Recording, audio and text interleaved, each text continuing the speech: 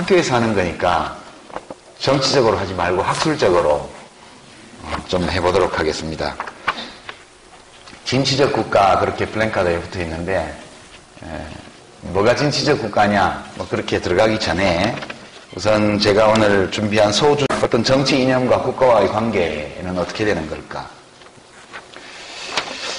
네 번째는 국가가 이루어야 할 최고의 선 또는 도덕적 이상은 뭔가? 우리는 국가를 통해서 무엇을 이루어야 하는가? 그래서 이제 저는 그것을 정의라고 생각해요. justice. 국가는 뭐냐 하는 건데요. 여러분들이 태어나서 보니까 국가가 있죠. 그리고 무엇을 하기 위해서 이 세상에 온 것도 아닙니다. 그냥 던져진 존재로 이 세상에 왔죠. 계획적 출산의 산물이든 그놈의 술 때문에 실수로 태어났든 우리 모두는 국가 단위의 생활 조직 속에서 살아갑니다. 그래서 때로 국가가 있는지도 잘 모르겠고 별로 의식을 안 하는 수도 있습니다만 우리 모두는 실제로 국가라는 이름으로 설계되어 있는 제도, 환경, 관행, 문화, 질서 속에서 자기 삶을 살아가지요. 국가가 뭐냐? 본질적으로 깊이 들어가 보면 국가라는 것은 폭력입니다. 폭력. 이렇게 말하면 정치하는 사람이 국가를 부정한다. 그렇게 말할 수 있을지 모르겠지만 이것은 어떤 규범적인 평가를 포함한 이야기가 아니에요. 좋다든가 싫다든가 바람직하다든가 뭐 바람직하지 않다든가 이런 판단이 전혀 개입되어 있지 않은 이 두 번째 소주제인데요. 국가는 어떻게 생겨서 언제 어떻게 생겨서 어떤 과정을 거쳐서 지금의 국가로 우리가 보는 국가로 왔는가. 국가는 대개 네 단계를 거쳐서 현대 국가로 진화되어 왔습니다. 처음에는 이것은 이제 안보국가라고 저는 이름을 붙이는데요. 안전보장을 주목적으로 한 주된 기능으로 하는 국가가 최초에 생겼고 그 다음에 이 국가가 자유를 보장하는 그런 국가로 진화되는데요. 이것이 사회에서 개인 간에 벌어지는 범죄로부터 공동체와 사람들 개개인을 보호하기 위해서 생긴 것이 국가입니다. 여러분들이 고등학교 사회 시간에 아마 배웠을 텐데 토마스 홉스라는 영국 철학자가 리바이어단이라는 그건 레비아탄 이렇게 읽기도 하죠. 구약에 나오는 immortal God, 불사의 괴수 또는 신 이게 레비아탄 또는 리바이어단입니다. 그런 제목의 책을 냈죠. 이른바 사회계약론. 국가는 사회계약에 의해서 태어났다. 어떤 사회계약이냐? 이 홉스의 문제의식은 이렇습니다. 우리들 모두는 인간은 사실 다 비슷해요.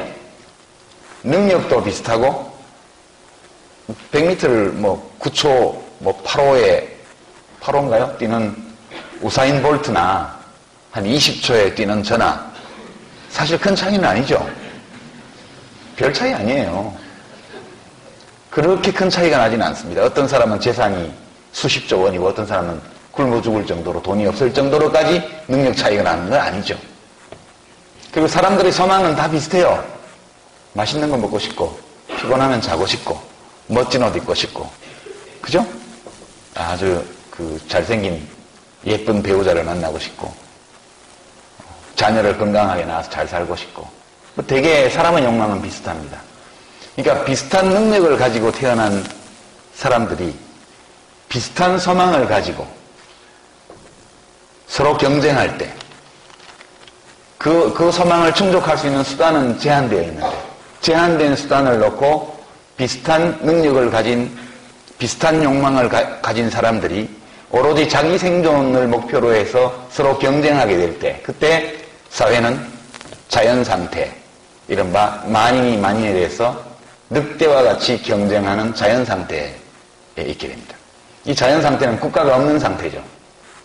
이 자연상태에서 자연법에 따라서 유일하게 인정되는 권리는 내 자신을 지킬 권리입니다. 내 자신을 지킬 권리. 내 자신을 지키기 위해서는 어떤 폭력, 기만, 사기 이런 것을 써도 다 정당해요. 이제 이렇게 살면 이 자연 상태에서 인간의 삶이라는 것은 정말 불안하고 비참하고 두렵고 황폐합니다. 여기서 사람들이 벗어나고 싶어요. 이 자연 상태에서 벗어나고 싶은 인간의 소망, 이런 것들이 국가를 만들게 된 겁니다. 이 상태에서 벗어나는 유일한 길은 모두가 두려워하는 공통의 거대한 권력을 만들고 이 권력에 나의 모든 자연법적 권리를 양도하는 거예요. 나에게 남는 것은 무엇인가? 그것은 타인이 그 공동체로부터 부여받은 만큼의 자유, 그것을 나도 부여받는 조건으로 나의 모든 권리를, 자연법적 권리를 국가에 바치는 거예요. 이것을 커버넌트라고 그럽니다. 컨트랙트가 아니고, 우리가 보통 보는 계약이 아니고 신약이라고 그러는 거예요. 피지배자는 곧바로 자기의 모든 권한을 국가에 양도하고, 국가는 자기가 해야 될 보호의 책임, 시민들을 보호해줄 책임, 외부의 침략과 사회 내부의 무질서 범죄로부터 사람들을 지켜줄 의무를 시간을 천천히 수행하는 거예요. 시간적 차이가 아니에요. 한쪽은 즉각적으로 권리를 양도하고, 다른 한쪽은, 계약의 다른 한쪽은 천천히 시간을 두고 그 약속을 이해해요. 자기의 책임을. 그래서 둘 사이에는 신뢰, 믿음, 이 지연된 책무 수행에 대한 믿음이 전제로 되는 거기 때문에 이것을 신약이라고 우리가 보통 번역합니다. 믿을 신자에 약속할 때 약자입니다. 일반적 계약은 서로 동시에 주고받죠. 집을 사고 팔거나 이런 것처럼. 이 계약이 사회계약이다. 근데 누구도 이 계약서에 서명한 적이 없죠. 실제로. 실제 만들어진 과정은 어떠냐 하면, 실제 만들어진 과정은 압도적 폭력을 구축한 자가 국가를 만든 거예요. 중국의 역사를 보면 한고조 이런 사람이요, 진시황 이런 사람들이 만든 겁니다. 압도적 폭력을 구축하고 그 폭력의 힘으로 자기 자신을 합법화한 것, 그게 국가입니다. 원래 합법성을 부여하는 능력, 그것이 폭력의 고유 기능이에요. 이렇게 해서 국가가 만들어진 겁니다. 이 압도적 폭력으로 뭘 하느냐? 복종하는 자에게 보상을, 반항하는 자에게 응징을, 이것을 할 힘을 축적한 사람들이 국가를 형성하게 된 거죠. 처음부터 국가는 폭력으로 탄생했고 그 폭력이 자기를 합법화시킴으로써 국가가 되었다. 되게 이런 기능, 그러니까 외부 침략과 내부의 범죄 무질서로부터 공동체와 사람들을 보호해주는 대가로 자연법이 허용한 모든 권리를 다 독점하고 무제한의 권력을 행사하는 국가, 이것이 이른바 안보국가입니다. 우리가 고대, 중세기, 근대 시민혁명 이전까지 존재했던 거의 모든 국가들이 다 이런 형태의 국가였고, 국가가 만년 전 혹은 5천년 전에 생겼다고 말할 때 그때로부터 한 300~400년 전까지 지구 표면에는 이런 국가밖에 존재하지 않았다, 그렇게 말할 수 있겠습니다. 이것이 국가의 첫 번째 단계였고요. 이것이 발전국가로 진화하게 되는데 그 이유는 다른 이유가 아니고 기술적 조건의 변화 때문에 그랬어요. 소위 증기기관의 발명이라든가 문자의 발명, 그 정보통신 기술과 에너지 기술, 기계의 발명, 이런 것들이 삶의 물질적 조건을 바꿔놨기 때문에 국가가 사후적으로 그걸 따라간 겁니다. 그래서 그때부터는 배불리 먹게 잘 살게 해주는 국가가 좋은 국가다. 단순히 국가는 힘으로 사람들을 보호하고 또는 반항하는 자를 억압하고 통제하고 여기서 그 기능이 끝나는 것이 아니라 그 기능을 바탕으로 하면서 사람들을 물질적으로 풍요롭게 살게 해주는 국가, 이것이 좋은 국가다. 이렇게 해서 인류가 만들어낸 국가라는 것은 발전국가 단계로 이행하게 됩니다. 우리 대한민국 경우에는 그죠? 처음 건국된 게 1948년도죠. 이때 건국된 대한민국은 안보국가입니다. 멸공통일, 북진통일, 반국만이 살 길이다. 그렇죠? 이승만 시대의 독재는 되게 이런 거였습니다. 우리가 아주 짧은 시간 이 근대적 안보국가 또는 현대적 안보국가 단계를 거칩니다. 그리고 나서 박정희 시대에 들어와서 자본주의 발전국가로의 모습을 가지게 되죠. 오늘날 박근혜 새누리당 대통령 후보가 아버지 덕을 많이 보고 있는데요. 사람들이 박정희 대통령이 안 계셨으면 우리는 아직도 개나리 보찜에 주먹밥을 싸질머지고 문경세제를 걸어서 넘고 있을 거야. 의료의 생각을 하는 분들은 박정희 대통령을 구원자로 여기죠. 박정희 대통령 시대에 우리나라는 발전국가로 올라가는 디딤돌을 마련을 했습니다. 그 공적이 대통령의 것이든 수없는 희생을 치른 노동자들의 몫이든 혹은 창의성을 발휘하고 뇌물을 주는데 엄청나게 능력을 보였던 기업인들의 공적이든 누구의 공적이든 그 시기에 대한민국이라는 이 국가는 안보국가 단계에서 발전국가 단계로 올라서게 됩니다. 그렇게 해서 배가 좀 불러졌어요. 사람이 너무 배가 고프고 먹을 게 없으면 다른 게 생각 안 나요. 그죠? 근데 이제 좀 먹고 살만하고 애들 키울만하고 어른들 모실만하니까 이제 자유가 그리워졌죠. 인간이 빵만으로 살 것이 아니요 하느님의 모든 말씀으로 사나니라. 이렇게까지 말 안 하더라도 자유가 있어야 돼요. 그래서 이제 산업혁명 이후에 좀 잘 살게 된 것 같았는데 모든 사람이 잘 산 것은 아니고, 그리고 절대왕정이라는 것이 유럽에 있어서 말을 못하게 하니까 화가 난 사람들이 대들어서 이제 정치체제를 바꾸게 됩니다. 이것이 이제 1789년 프랑스 대혁명을 필두로 해서 18세기, 19세기의 유럽을 휩쓸었던 시민혁명입니다. 이때 서유럽 국가들은 안보국가의 바탕 위에서 발전국가를 거쳐서 민주국가로 이행하게 됩니다. 우리나라는 언제? 우리나라는 1987년 6월 항쟁이 일어난 뒤로 대통령을 우리 손으로 뽑게 되고 완벽하진 않아도 국민의 표현의 자유, 집회결사의 자유, 기본권, 정당활동의 자유가 열리면서 1987년 이후에 민주국가로 이행해 왔습니다. 질병 자체를 없애지는 못하게, 완벽히 없애지는 못하지만 그래도 국가가 공중보건정책을 써서 기생충을 퇴치하고 결핵을 예방하고 뭐 등등 예방주사 접종을 하고 이렇게 해서 보건정책을 하고 상수도 하수도를 분리해서 수인성 전염병을 없애고 이렇게 하면서 평균 수명이 엄청나게 늘어났습니다. 그리고도 병에 걸렸을 때 치료 비용이 문제가 되니까 건강보험 같은 걸 만들었죠. 제도로 뒷받침을 했습니다. 건강보험 같은 것은 질병으로 인한 파산의 위험을 줄여주고 치료받지 못해서 살 수 있는 사람이 죽는 걸 막기 위해서 만들어진 게 건강보험이에요. 질병의 위험, 이게 원래부터 있던 거고요. 산업사회에 들어와서 생긴 것이 실업의 위험, 그죠? 지금 뭐 쌍용자동차 해고노동자 1,몇백 명의 가족 합쳐서 한 3, 4천 명 중에 3년간 무려 23명이 자살하거나 죽었죠. 이따가 좀 말씀드리겠지만 굉장히 큰 위험입니다. 그래서 고용보험이나 각종 노동보호 제도가 들어왔고요. 그 다음에 이제 교통사고 혹은 산업재해 이런 것들로 인해서 또 삶이 망가집니다. 그래서 산재보험, 각종 노동환경규제 이런 것들이 근로보호 들어오게 되고요. 자동차보험이 강제로 도입이 됐죠. 그 다음에 큰 위험이 뭐죠? 장수. 영양상태가 좋아지고 공중보건이 좋아지면서 이제 우리 대한민국에서는 2012년에 태어난 아이들의 경우에 남자아이는 약 79년 내지 80년, 여자아이는 83년 내지 84년 살 것으로 예측되고 있습니다. 이것이 출생시의 기대 여명이에요.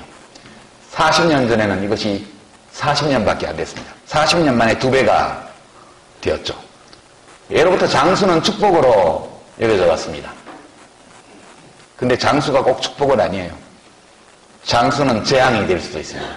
장수가 축복이 되려면 돈이 있어야 되고요. 늙어서.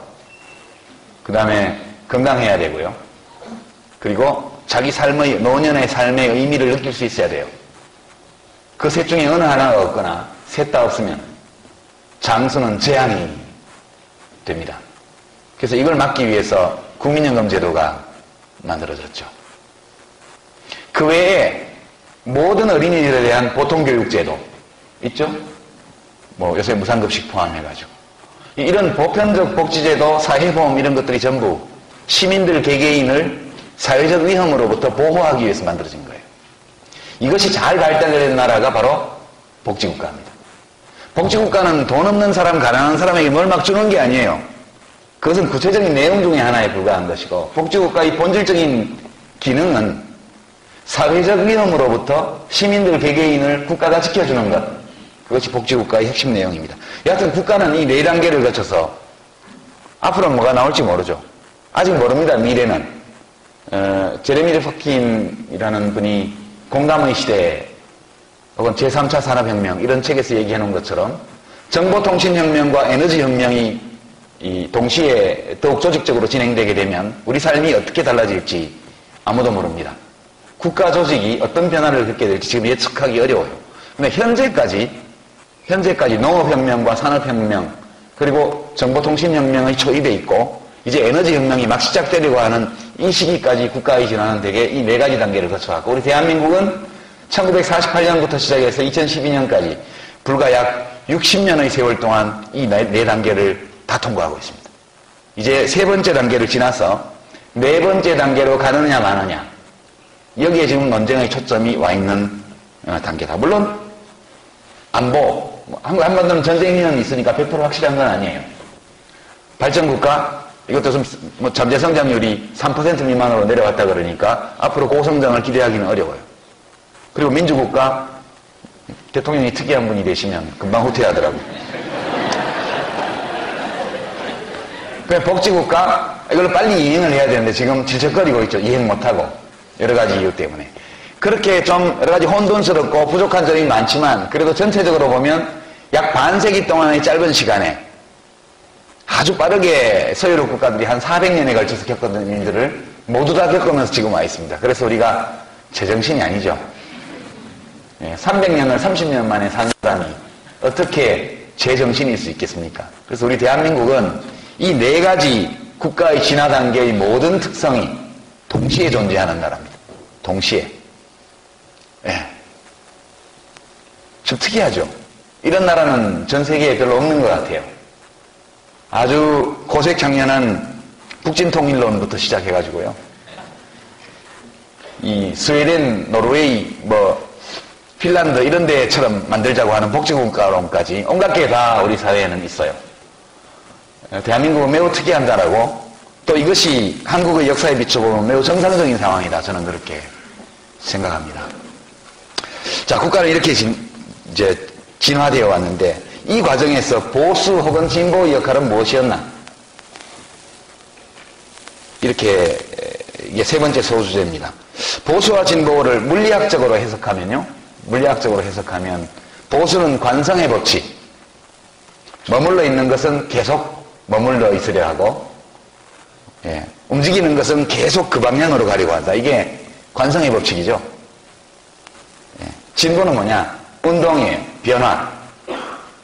멈춰 있는 것을 움직이게 하고 움직이는 것을 다른 방향으로 비틀려고 해요. 이게 진보입니다. 물리학적 해석이에요. 또 좀 정치적 해석을 하면 보수는 이미 존재하고 있는 것의 장점을 보는 태도예요. 전통을 중요시하고 이미 존재하고 있는 것 속에서 장점을 발견하려는 태도. 이게 보수적인 거고, 진보는 뭐냐? 진보는 존재하고 있는 현실의 문제점을 보는 거예요. 그리고 아직 존재하지 않는, 현실에 존재하지 않는 어떤 선을 이루려고 하는 거. 이게 진보입니다. 정치학적으로 보면.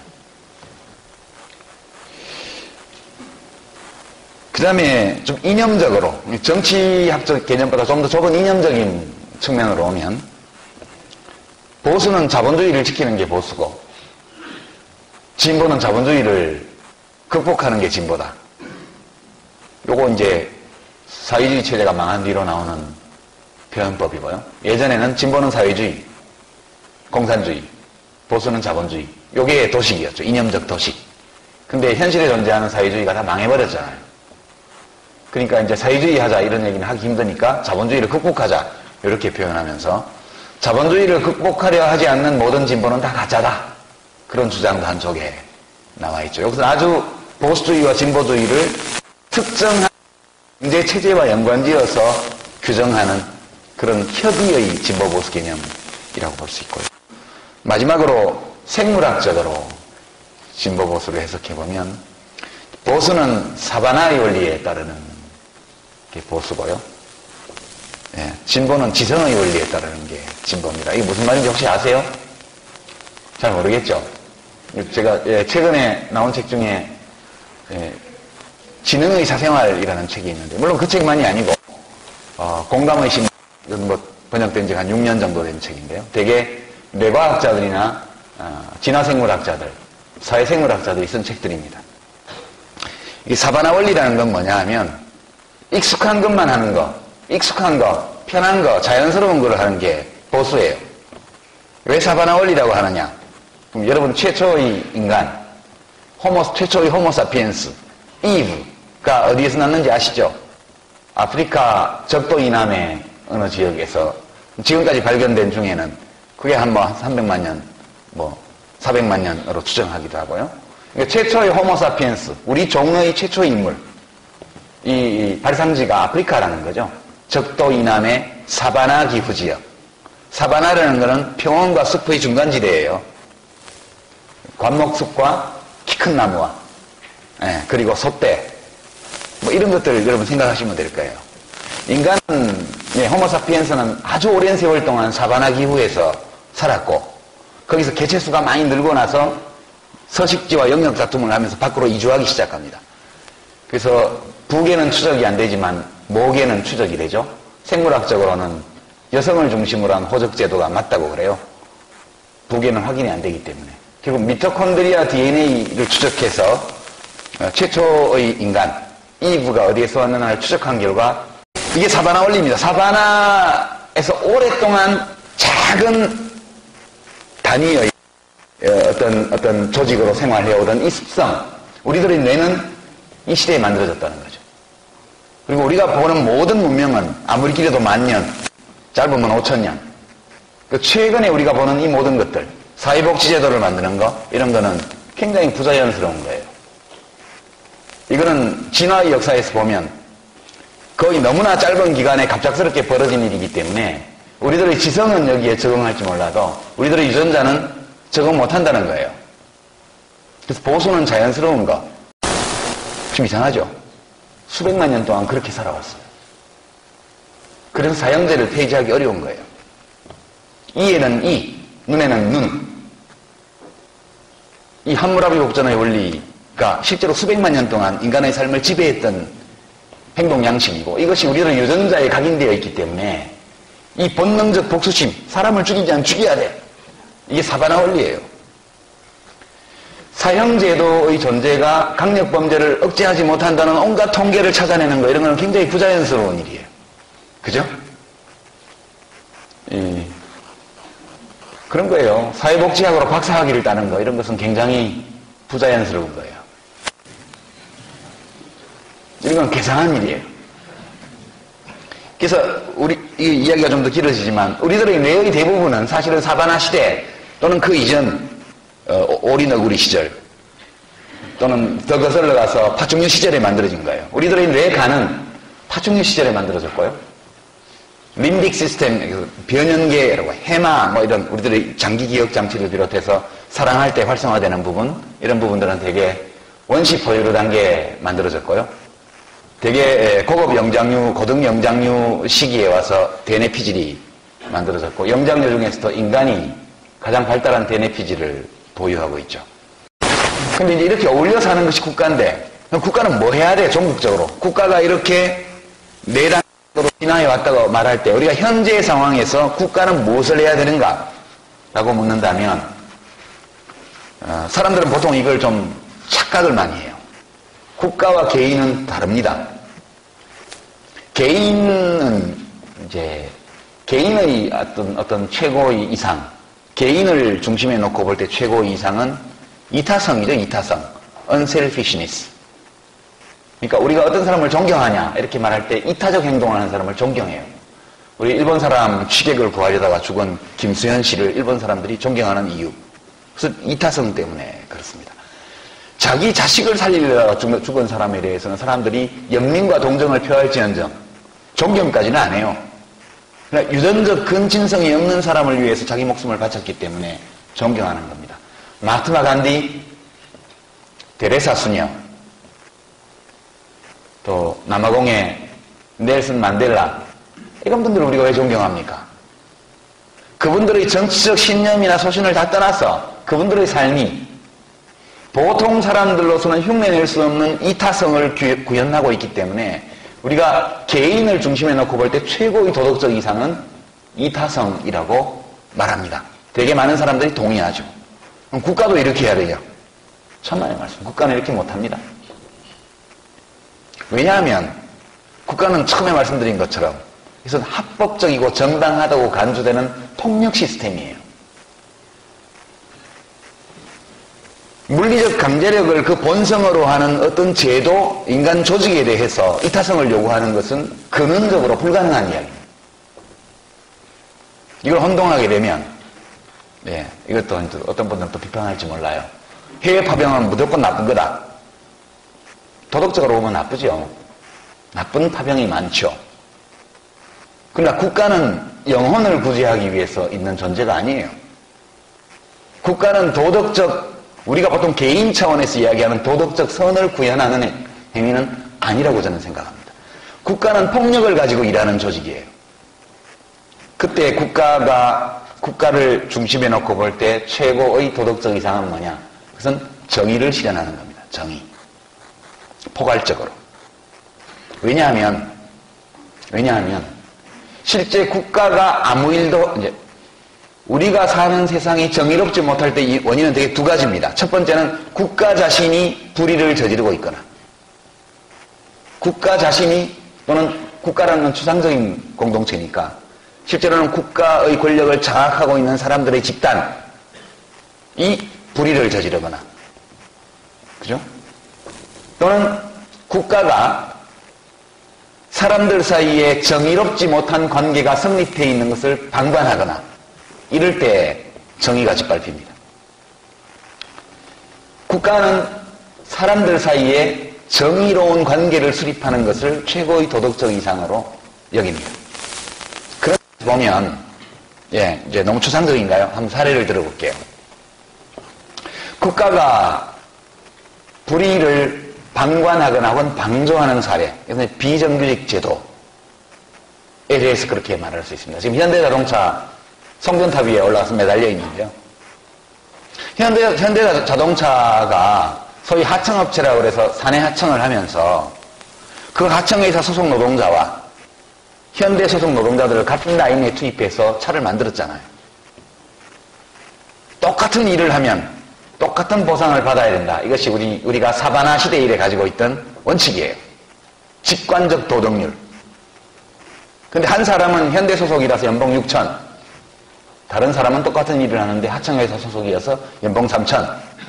이것은 사바나 시대 이래 우리 인류가 발전시켜온 도덕적 재능, 정의에 대한 직관적 관념, 윤리의식을 전면으로 침해하는 일이에요. 이것은 정의롭지 못한 일이에요. 이것은 민간에서 노동계약, 근로계약이라는 이름으로 자발적으로 이루어진 협상의 결과입니다. 이것을 국가는 방조해왔죠. 이렇게 해서 불의가 저질러요. 이걸 바로잡는 게 국가의 정의예요. 국가가 직접 불의를 저지르는 거 많이 보셨잖아요. 용역들하고 짬짬이 해가지고 노동조합 때려잡는 거, 이런 거 국가가 직접 불법을 행하는 거예요. 남일당 빌딩에 특공대 투입해서 불이 나게 사람을 죽이는 거, 이런 국가가 직접 불법을 행하는 거예요. 그렇습니다. 이제 여기까지는 동의할 거예요. 그런데 국가가 정의를 세우는 것이 최고의 도덕적 이상이다. 근데 정의가 뭐냐? 그때 말하는 국가의 정의란 뭐냐? 이렇게 들어가면 논리가 복잡해져요. 내 회사인데 왜 노동조합이 주인 행세하려고 그래? 이것은 정의에 어긋나. 이렇게 재벌 회장님들은 이야기할 수 있겠죠. 그래서 정의를 지금 5번째 소주제로 갑니다. 정의란 뭐냐? 정의란, 여기서는 이제 아리스토텔레스의 정의 개념을 씁니다, 저는. 어떤 귀한 것, 사람들이 가지고자 하는 귀한 것을, 그것을 가질 자격이 있는 합당한 사람에게 돌아가게 하는 것, 그것이 정의입니다. 이것을 소위 분배적 정의라고 표현하기도 하는데요. 합당한 사람이 합당한 것을 받는 것. 세계에서 하나밖에 없는 명품 바이올린은 누구한테 가야 하나? 세계 최고의 바이올리니스트에게 가는 게 정의죠. 근데 실제로는 제일 돈 많은 사람한테 가죠. 현실에서는. 그러면 우리가 사람들이 가지고자 하는 어떤 귀한 것들이 어떤 원리에 의해서 그것을 가질 합당한 사람이라고 우리가 인정할 수 있느냐, 그 문제가 나옵니다. 여기서 두 가지 원리가 있는데요. 하나는 기본권의 원리가 있고 두 번째는 경쟁의 원리가 있습니다. 이 기본권의 원리라는 것은 그 사람이 사람이기 때문에 다른 아무 조건 없이 그것을 획득할 자격이 있다고 우리가 인정하는 것. 그렇죠? 우리 헌법 제10조에서 37조까지 나열되어 있는 자유권적 기본권, 사회권적 기본권. 이런 것이 전부 만인이 가질 자격이 있는 것으로 인정되는 가치입니다. 그래서 국민기초생활보장법이 만들어졌죠. 자기 스스로 노동시장에서 생계를 해결하지 못하는 사람에게는 국가가 최저생계비를 지급해야 될 법적 책임이 있도록 그렇게 김대중 대통령이 만드셨죠. 그런 제도들이 들어옵니다. 그러니까 신체의 자유, 언론, 출판, 집회, 결사의 자유, 표현의 자유, 공정하고 신속한 재판을 받을 자유, 사생활을 침해받지 않을 자유, 이 모든 것들은 다 만인에게 그냥 주어져야 돼요. 그게 정의입니다.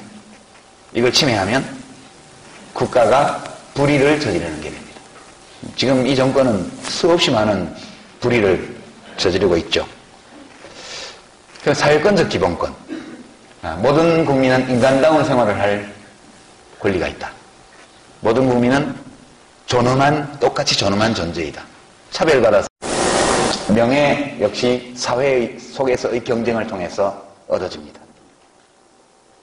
근데 이 경쟁의 원리, 만인에게 자격이 있는 것들은 만약 보장되지 않는다면 그 자체가 문제이기 때문에 우리가 계속 노력하면 돼요. 그러나 경쟁의 원리에 의해서 분배되는 것이 정의롭게 분배되느냐, 그 문제에 관해서는 여러 논란이 있죠. 저는 경쟁의 원리에 따른 분배가 불가피하고 정의로울 수 있다고 생각해요. 어떤 조건에서? 경쟁에 따른 부와 공직과 명예의 배분이 정당하려면, 정의로우려면 약 4가지의 조건이 필요합니다. 첫 번째, 기회균등. 달리기를 하면 똑같이 출발선에 서야죠. 누구는 50m 지점에서 출발하고 누구는 50m 뒤에서 출발해서 100m 달리기를 한다. 그 결과를 아무도 정의롭다고 얘기 안 할 겁니다. 두 번째, 경쟁의 규칙이 공정해야 돼요. 그죠?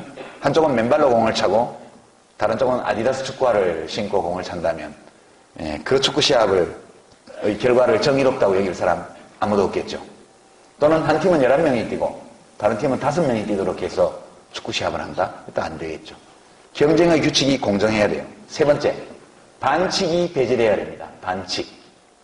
마라톤을 하는데 누구는 아빠 차 타고 한 20km 달린 다음에 뛰면 안 되겠죠. 반칙하는 자에 대해서는 응징해야 돼요. 반칙의 결과 승리가 얻어져서는 안 됩니다. 이게 세 번째 조건이고요. 네 번째, 동일한 출발선에서 기회균등이 있었고 보장되었고 경쟁 규칙이 공정했고 그리고 반칙이 배제되었다 할지라도 그 경쟁에서의 승패에 따른 보상의 격차가 우리들의 직관을 침해할 정도로 커서는 아니 된다. 이게 네 번째 조건입니다. 여러분, 이 네 번째도 문제가 많은데요. 우리 사회는 기본적으로 앞에 세 조건이 구비되어 있지 않죠. 그러나 구비되어 있다 하더라도 현행의 이 빈부격차라는 문제가 심각합니다. 여러분들은 이제 여기 통계학하는 학생들 알겠지만 정규분포, 비정규분포가 있죠? 그죠? 이게 보통 평균값, 중간값의 빈도수가 높고 양극단은 좀 적습니다. 종 모양으로 이렇게 되어 있어요. 사람의 재능을 분포를 그리면 되게 정규분포로 나타납니다. 근데 IQ, 일반 지능 같은 경우에 100을 중심으로 양쪽으로 거의 균등하게 나타납니다. 그럼 사람들이 노력하는 정도, 어떤 사람은 좀 게으르고 어떤 사람은 부지런해요. 그것도 역시 그래프로 그리면 거의 정규분포에 가깝게 나옵니다. 사람의 용모, 요즘은 S라인, V라인 전부 다 자본이라 이렇게 얘기를 합니다. 용모도 되게 정규분포에 가깝습니다. 근데 유일하게 아주 심한 편차가 있는 정규분포로부터의 심한 이탈이 있는 분포곡선이 소득분포곡선과 부의 분포곡선입니다. 이것은 아래쪽에 엄청 사람들이 몰려 있고요. 중간은 약간 빈약하고 아주 위로 가면 띄엄띄엄 나와요. 그죠? 이렇게 띄엄띄엄 이렇게 되어 있습니다. 가난한 사람은 많고, 예. 돈 많이 버는 사람은 수가 적어요. 근데 이 사람들은 돈을 엄청 벌기 때문에, 그죠? 이렇게 비정규분포, 아주 심한 비정규분포가 나타납니다. 그러니까 재능이나 노력의 차이로 이 부와 재산의 분배 상황을 정당하기 어려워요. 너무 차이가 크기 때문에. 그래서 서로 앞에 세 가지 조건이 다 충족되었다 할지라도 경쟁의 승패에 따른 보상의 격차가 너무 크게 되면 사람들이 이것을 받아들이기 어려워져요. 정의가 침해되었다 이렇게 느낍니다. 심지어는 그 경쟁에서 이긴 사람조차도 불편해요. 그죠? 아니 남들이 돼지갈비 먹을 때 내가 소갈비 먹으면 좀 괜찮겠지. 기분이. 저 사람은 200g에 10,000원짜리 먹고 나는 30,000원짜리 먹으니까 돈 번 보람이 있어. 요즘 뭐 개콘에 소고기를 먹겠지 이런 식으로. 근데 나는 소고기를 먹고 있는데 옆에 있는 사람이 굶고 있어요. 그러면 소고기 먹는 사람이 그거 잘 안 넘어가죠. 잘 안 넘어가요. 넘어가는 사람은 좀 비정상이야. 사이코패스. 왜 안 넘어가냐? 요즘 우리 몸속에, 우리 뇌 속에 이른바 거울뉴런, 거울신경세포라는 게 있어요. 이게 이제 모든 문명의 기초인데요. 문명이 생긴 이유는 우리 뇌 속에 공감을 불러일으키는 거울뉴런이 있기 때문이에요. 우리들은 인간은 텔레파시를 가지고 있어요. 직접 대화하지 않아도 나의 신경망이 다른 사람의 신경망과 신경생리학적으로 연결되어 있지 않아도 타인이 느끼는 고통, 기쁨, 절망감, 모욕감, 분노 이런 것들을 내가 느낄 수 있어요. 이렇게 느낄 수 있게 해주는 존재가 거울뉴런인데요. 대부분의 사람들이 이걸 가지고 있습니다. 이게 잘 발달 안 되어 있으면 자폐에 걸리거나 또는 사이코패스가 될 수 있죠. 보통 사람은 타인을 못 죽여요. 왜냐하면 자기가 죽이는 그 사람의 고통이 거울로 반사되어서 나의 뇌신경에 느껴지기 때문에 못 죽이는 겁니다. 근데 사이코패스는 아무 공감 없이 연쇄살인을 해요. 보통의 정상적인 사람은 그렇게 되면 그 분배의 결과를 정의롭다고 느낄 수 없게 됩니다. 이 능력이 있기 때문에 인간 사회는 보수도 있고 진보도 있고 일정 부분 섞여 있는 겁니다. 거울신경세포가 특별히 발달한 사람은 아주 진보적이 돼요. 근데 우리 전태일 열사 같은 분은 그 나이 어린 여성 노동자들이 청계천 평화시장에서 겪고 있던 그 저임금 장시간 노동 학대, 인권유린, 무권리 상태, 그 시들어가는 그 고통을 너무 민감하게 감지하는 능력을 가졌기 때문에 자기 자신의 몸을 불사르는 그 고통보다도 살아있으면서 그 나이 어린 동료 여성 노동자들이 느끼는 고통을 감지하는 것이 더 컸다고 저는 생각해요. 이런 분들이 아주 극단적인 형태의 unselfishness, 이타성을 역사 속에서 보여줍니다. 우리는 보통 이런 분들을 위대한 인물이라고 이야기하죠. 이것이 굉장히 부족한 분들이 노동자를 학대하고 백혈병에 걸려 죽어도 모른 채 하고 그렇게 돈이 많으면서 비상장 계열사를 만들어서 일감을 몰아줘가지고 본사는 이익을 적게 남기고 그 회사는 이익을 엄청 많이 남기기 위해서 자식이 그 돈으로 본사를 인수하게 만들고요. 그죠? 그렇게 해서 주식회사가 되어 있는 상장사인 본사는 이익을 줄이고 비상장 계열사는 엄청난 이익을 누리게 한 다음에 순이익보다 더 많은 배당을 하고 이런 일들을 하는 분들은 이 거울 유런에 약간 문제가 있는 분들이라고 저는 생각해요. 그래서 국가는 뭘 해야 되느냐? 국가는 첫 번째 스스로 불의를 저지르지 말아야 된다. 그러니까 민주국가로서의 자기 역할을 확실히 해야 된다.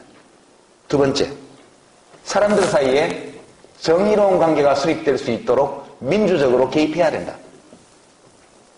그리고 시민들 개개인을 다양한 형태의 사회적 위험으로부터 최대한 보호해야 된다. 이것이 제목에 써져 있는 진취적인 국가라고 저는 생각합니다. 표현이 좀 이상하지만 그래서 복지국가 또는 민주복지국가 또는 스마트 스테이트 그러니까 뭐랄까요 이렇게 쿨한 국가? 뭐라고 표현해야 되냐 요즘식으로 말하면 같은 짱인 국가, 뭐 대충 그렇게 생각을 합니다. 이제 제 강연은 마지막 소주제인데요. 우리 자신에게로 다시 돌아와 보죠. 여러분들이 이 강의실에 왜 와 있습니까? 제가 잘은 모르겠지만 좀 더 훌륭한 삶을 원해서 와 계신 거 아닌가요? 사람들이 무엇인가를 알고자 할 때는 왜 알고자 하느냐? 그건 좀 더 나은 삶, 좀 더 훌륭한 인생. 이때 훌륭한 인생이라는 것은 남이 어떤 기준을 가지고 훌륭하다 이렇게 판정해 주는 것이 아니고 내 스스로 생각할 때 의미가 있는 삶, 내 스스로 생각할 때 자부심을 느낄 수 있는 인생, 이런 것들을 원하시기에 이런 강연에 다니신다고 저는 생각해요. 그래서 우리 모두는 다 훌륭한 삶을 원하죠. 훌륭한 인생을 살기를 원합니다. 그러기 위해서 배우고 노력하고 애쓰고 참고 견디고 노력하죠. 그런데 훌륭한 삶을 살기 위해서는 우리가 사는 국가가 최대한 훌륭해야 된다, 저는 그렇게 생각합니다. 우리 삶을 반쯤 결정하는 것은 국가의 상태라고 저는 봐요. 우리는 우리 자신이, 우리들 개개인이 훌륭한 삶, 훌륭한 인생을 살기 위해서 우리가 사는 사회, 우리가 살아가는 국가를 좀 더 훌륭한 국가로 만들어야 한다, 저는 그렇게 생각합니다. 누가 만드냐? 훌륭한 국가를 만드는 것은 훌륭한 사람이 만드는 거죠. 국가를 훌륭하게 만들기 위해서는 내 자신이 더 훌륭해져야 된다, 저는 그렇게 생각합니다. 그리고 국가가 훌륭해지면 더 많은 사람이 더 훌륭해지도록 될 수 있죠. 그러니까 훌륭한 개인과 훌륭한 국가 사이에서는 일정한 선순환 관계 또는 포지티브 피드백이라고 얘기하는 이른바 양의 되먹임 현상이 있다고 저는 생각해요. 거꾸로 말하면 둘 사이에는 악순환의 관계도 있습니다. 국가가 훌륭하지 못하면 개인의 삶을 덜 훌륭하게 만들어요.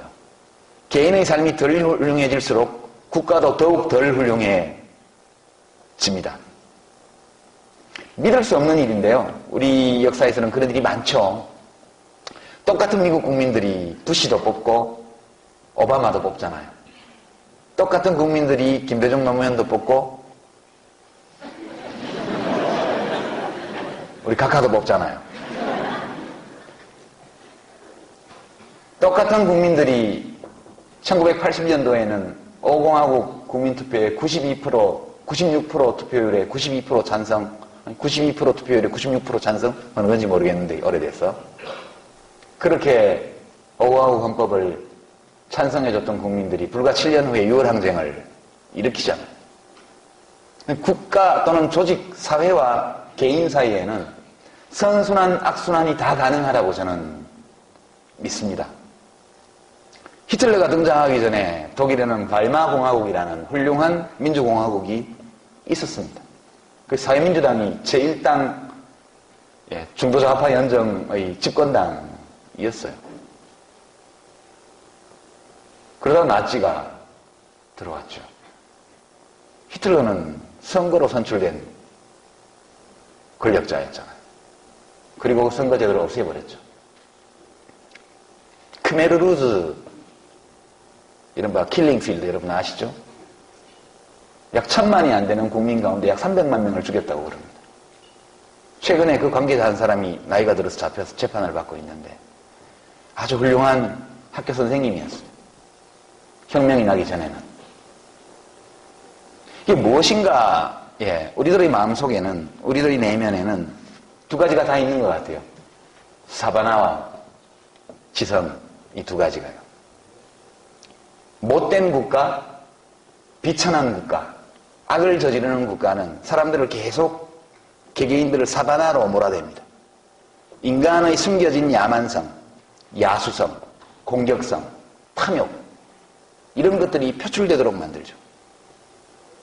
좋은 국가는 사람들을 자꾸만 문명적으로 밀어가는 것 같습니다.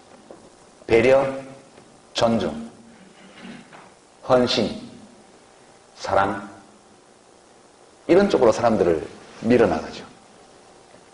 둘 중에 뭐가 먼저인지는 모르겠습니다. 단기적으로 보면 구분할 수 없어요. 그러나 긴 시야에서 보면 결국 더 중요한 것은 개인이다. 저는 그렇게 생각합니다. 일시적으로 훌륭한 지도자 또는 훌륭한 제도의 덕분에 사람들이 달라지는 듯 보이지만 우리들 개개인의 정신적 각성, 인생관의 정립, 훌륭한 삶을 살고자 하는 의지, 이런 것들이 뒷받침되지 않을 때 그 지도자가 퇴장하고 나면 사회는 과거로 돌아가고 그 제도는 곧 망가집니다. 그러나 우리들 개개인이 눈뜨고 깨고 그리고 자기 자신의 삶에 대해서, 사회에 대해서 주인으로서의 책임감을 가지고 해나갈 때 일시적으로 제도가 무너지고 사회가 퇴행한다 할지라도 그런 퇴행을 곧 극복할 수 있다. 이것이 저는 우리의 현대사, 인류의 현대사에서 많이 본 사례들이라고 저는 생각합니다. 그래서 사회를 훌륭하게 만들고 싶으면 우선 내 자신부터 훌륭하게 만들어야 된다. 아무리 좋은 뜻을 가지고 정치, 시민단체, 운동, 그 무엇이든 아무리 좋은 목적과 최초의 의지를 가지고 한다 할지라도 그 운동의 과정에서 내 자신이 더욱 훌륭해지지 않는다면 또는 내 스스로 나의 삶을 구하지 못한다면 그 사람이 세상을 구할 수는 없는 일이다. 저는 그렇게 생각합니다. 저는 정치를 하고 있어서요. 정치는 되게 가끔씩은 문명이 지배하지만 대부분의 경우에 사바나가 지배하는 경우가 많습니다. 거기서도 전형적으로 사바나적 인물로 지목되기도 했던 전데요. 그런 면이 있습니다, 정치는. 그럼에도 불구하고 제가 믿는 것은 사람들이 계속 더 훌륭해지고 있다는 사실입니다. 어떤 분들은 세상이 거꾸로 가고 있고 사람들이 타락하고 있다 이렇게 개탄하는 사설을, 칼럼 이런 것들을 신문에서 많이 봅니다. 저는 그렇게 보지 않습니다. 다만 양상이 좀 달라졌을 따름이죠. 과거와. 사람들이 돌을 들고 화염병을 들고 거리에 나오지 않는다고 해서 가슴속에 분노가 없는 것은 아니다. 저는 그렇게 생각합니다. 사람들이 촛불을 들고 서울시청 광장으로 모이지 않는다고 해서 정의를 향한 소망과 갈증 이런 것들이 사라진 것은 아니다. 저는 그렇게 생각합니다. 이 순간에도 사람들은 계속 발전하고 있고 그리고 그런 발전의 밑바탕에는 내 삶을 더 훌륭하게 만들고자 하는 의지 이런 것들이 놓여있다. 저는 그렇게 생각합니다. 혹시라도 이번 대통령 선거에서 별로 제가 바라지 않는 결과가 나온다 할지라도 약간은 실망은 하겠지만 그러나 그 또한 지나갈 것이라고 저는 생각합니다. 각하께서도 벌써 퇴임이 임박하지 않았습니까? 네, 그렇게 생각하고요. 이 정도로 제 강연은 마치고 저와 좀 반대되는 입장에서 아마 정거성 선생님께서 강연하실 텐데 여러분 꼭 또 들어보시기 바랍니다. 여기까지 강연 마치고 질의응답 시간 가지도록 하겠습니다. 고맙습니다.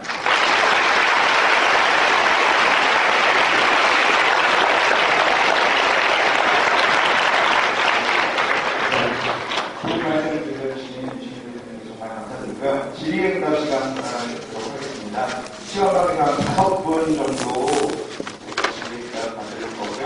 손을 들어주시면은 제 그쪽에서 제일 잘 보이겠습니다. 본인의 직접 지목해 주셔서 질문을 해주시면은 저희 지금부터 마이크를 가져다 드려서 다 같이 질문을 드리도록 하겠습니다. 네, 학생들 강연인데 시민들도 꽤 많이 오신 것 같고 한데 학생들 먼저 좀 질문할 수 있도록 배려를 부탁을 드립니다. 예, 가운데 줄무늬 입으신 분, 예, 마이크 저 가운데 줄로 좀 주시죠. 저쪽 오른쪽 카메라 옆에 여기도 마이크가 하나 있는데.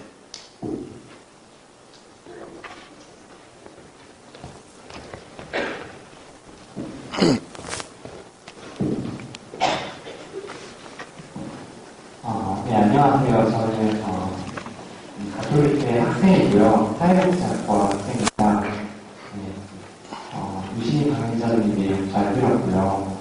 가지 질문이 있어서 이렇게 말하게 되었습니다. 강현사님은 그 일전에도 정책결정자의 입장에서 보건복지부 장관을 역임하셨다고 알고 있는데요.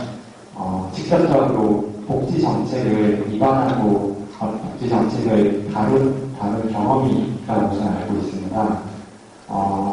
그러한 정책 결정자의 관점에서 현재의 사회복지에 대해서 간략하게 평가를 해주시고 구체적인 입장에서 어떠한 대안이 바람직할 것인가에 대해서 좀 말씀해 주시면 감사하겠습니다. 네, 별도의 강연이 필요한 질문입니다. 일단 한 번 더 질문을 받죠. 두 번 질문을 받고, 이번엔, 앞쪽에, 일어서셔서, 남자분, 마이크 받아서.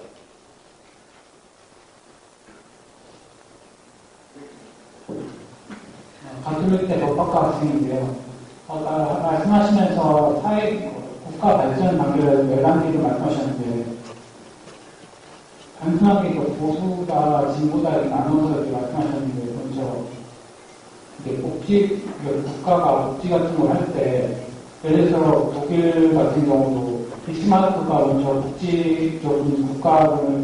국가적으로 복지 제도를 이렇게 정착시켰고, 또 우리나라 최초 의료보험제도도 박정희 대통령 시절에 이렇게 했는데, 말씀하신 게, 어떤 선언적인 발전도를 맞추고서 거기에 맞춰서 딱딱딱 국가를 발전도를 이렇게 나누신 것 같은데, 저는 모든 게 이렇게 선언적으로 되는 게 아니라 현재에서 나간다고 생각해가지고 그거에 대해서 좀 질문을 주시고요. 두 번째는 진보적인 사상에 대해서 하시는데, 불편할지도 모르겠는데 이번에 분당 사태가 일어나게 된 원인 자체가 어떻게 보면 개파 간에 서로 자기 이익을 나누기 위해서 서로 싸우다 이렇게 돼 있었는데, 이 경우는 말씀하신 진보적인 사상이랑 그런 거랑 좀 거리가 있는 것 같은데, 이 경우에서 어떻게 설명하실 건지 질문해 주십니다. 좋은 질문 감사합니다. 그 두 번째 질문하신 법학과 학생 질문 중에 첫 번째 부분은 아까 앞에 질문하신 분 말씀하고 통하는 것 같아요. 그걸 두 개를 묶어서 제가 답변을 드리고, 그 다음에 이 통합진보당 사태, 소위에 대한 말씀을 좀. 우선 이제 두 번째 질문하신 법학과 학생의 첫 번째 질문과 관련해서 복지정책, 복지국가는 진보 쪽만 할 수 있는 건 아니에요. 저는 이제 그렇게 생각하지 않고 누구나 다 할 수 있다고 저는 생각해요. 이것은 어떤 집권자의 의지 이런 것도 문제가 되지만 실제로는 그 당시 사회의 조건, 분위기, 표출되는 사람들의 소망, 이것의 강도, 이런 것에 좌우돼요. 그러니까 이제 지구상에서 최초로 사회보험제도를 만든 인물이 비스마르크 아니에요. 비스마르크는 이른바 철혈재상으로 알려져 있고, 그 프로이센 왕국을 기반으로 해서 프리드리히 황제를 세우고 24개의 연방주들을 통합해가지고 이제 제2제국 독일 통일을 만들어낸 인물이지요. 근데 이 인물이 이제 사회보험제도를 만들었단 말이에요. 비스마르크에 대해서 진보 진영에서는 굉장히 비판적인 시선으로 보지만, 비스마르크가 일요 휴무 제도를 도입했고요. 하루 노동 시간을 고맙게도 12시간으로 제한을 했습니다. 지금 생각하면 상상하기 어렵지만 당시에는 16시간씩 그렇게 일을 할 때입니다. 그리고 노후보험 제도를 만들었고요. 고용보험도 최초의 원시적인 형태로 도입을 하게 됩니다. 이 독일 사회보험 제도가 외부 세계로 전파되어서 전 세계인들의 보편적인 제도로까지 지금 나아가고 있고, 우리도 되게 그것들 많이 받아왔죠.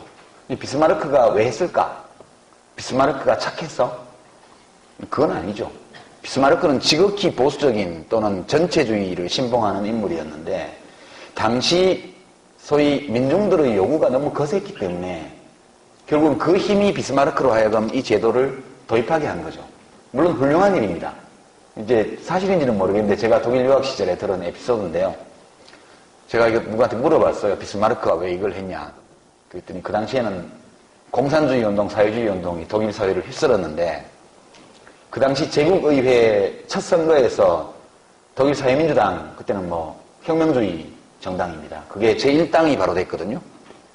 후보를 내자마자. 제1당이 되었습니다. 원내 제1당. 제한된 권한을 가진 제국의회였지만 그 이야기는 그 요구를 전혀 수용하지 않고는 통치할 수 없다는 결론입니다.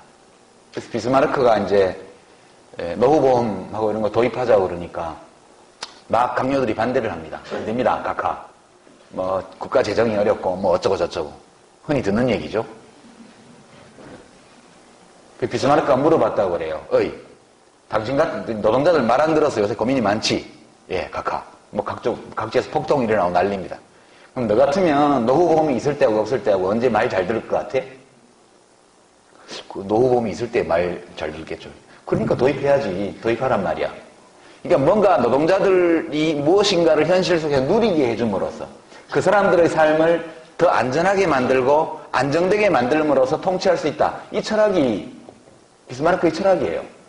보수적인 철학입니다.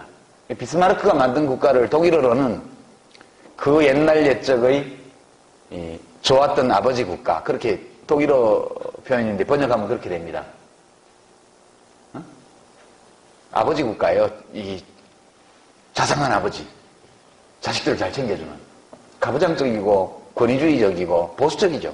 그럼에도 불구하고 사회로부터, 대중으로부터는 요구가 있을 때 그 보수적인 정치 지도자 가운데에서도 좀 깨인 사람들은 그걸 받아주는 겁니다. 이게 비스마르크의 공적이냐? 맞죠?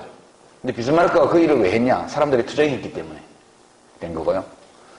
첫 번째 질문하신 분 질문과 관련해서 제가 복지부 장관을 했는데 이제 이 얘기를 구질구질하게 하면 변명처럼 들리게 될 거예요. 그럼 또 이제 트위터에 저 봐라 또 지 변명한다 이렇게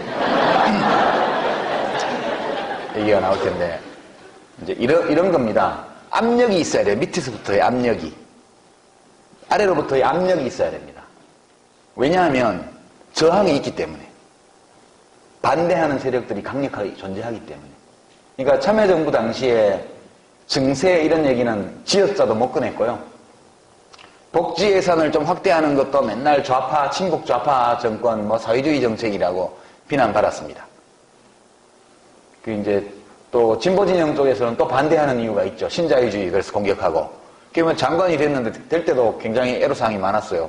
집권당에서도 못 가게 해가지고 반대가 많아가지고 제가 이틀간 청문회를 생중계로 방송 3사와 지상파뿐만 아니라 케이블 뉴스 채널까지 다 생중계하는 가운데 이틀간 청문회를 받아서 적십자협의 하나에 빠뜨린 것까지 다 야단을 맞고 했는데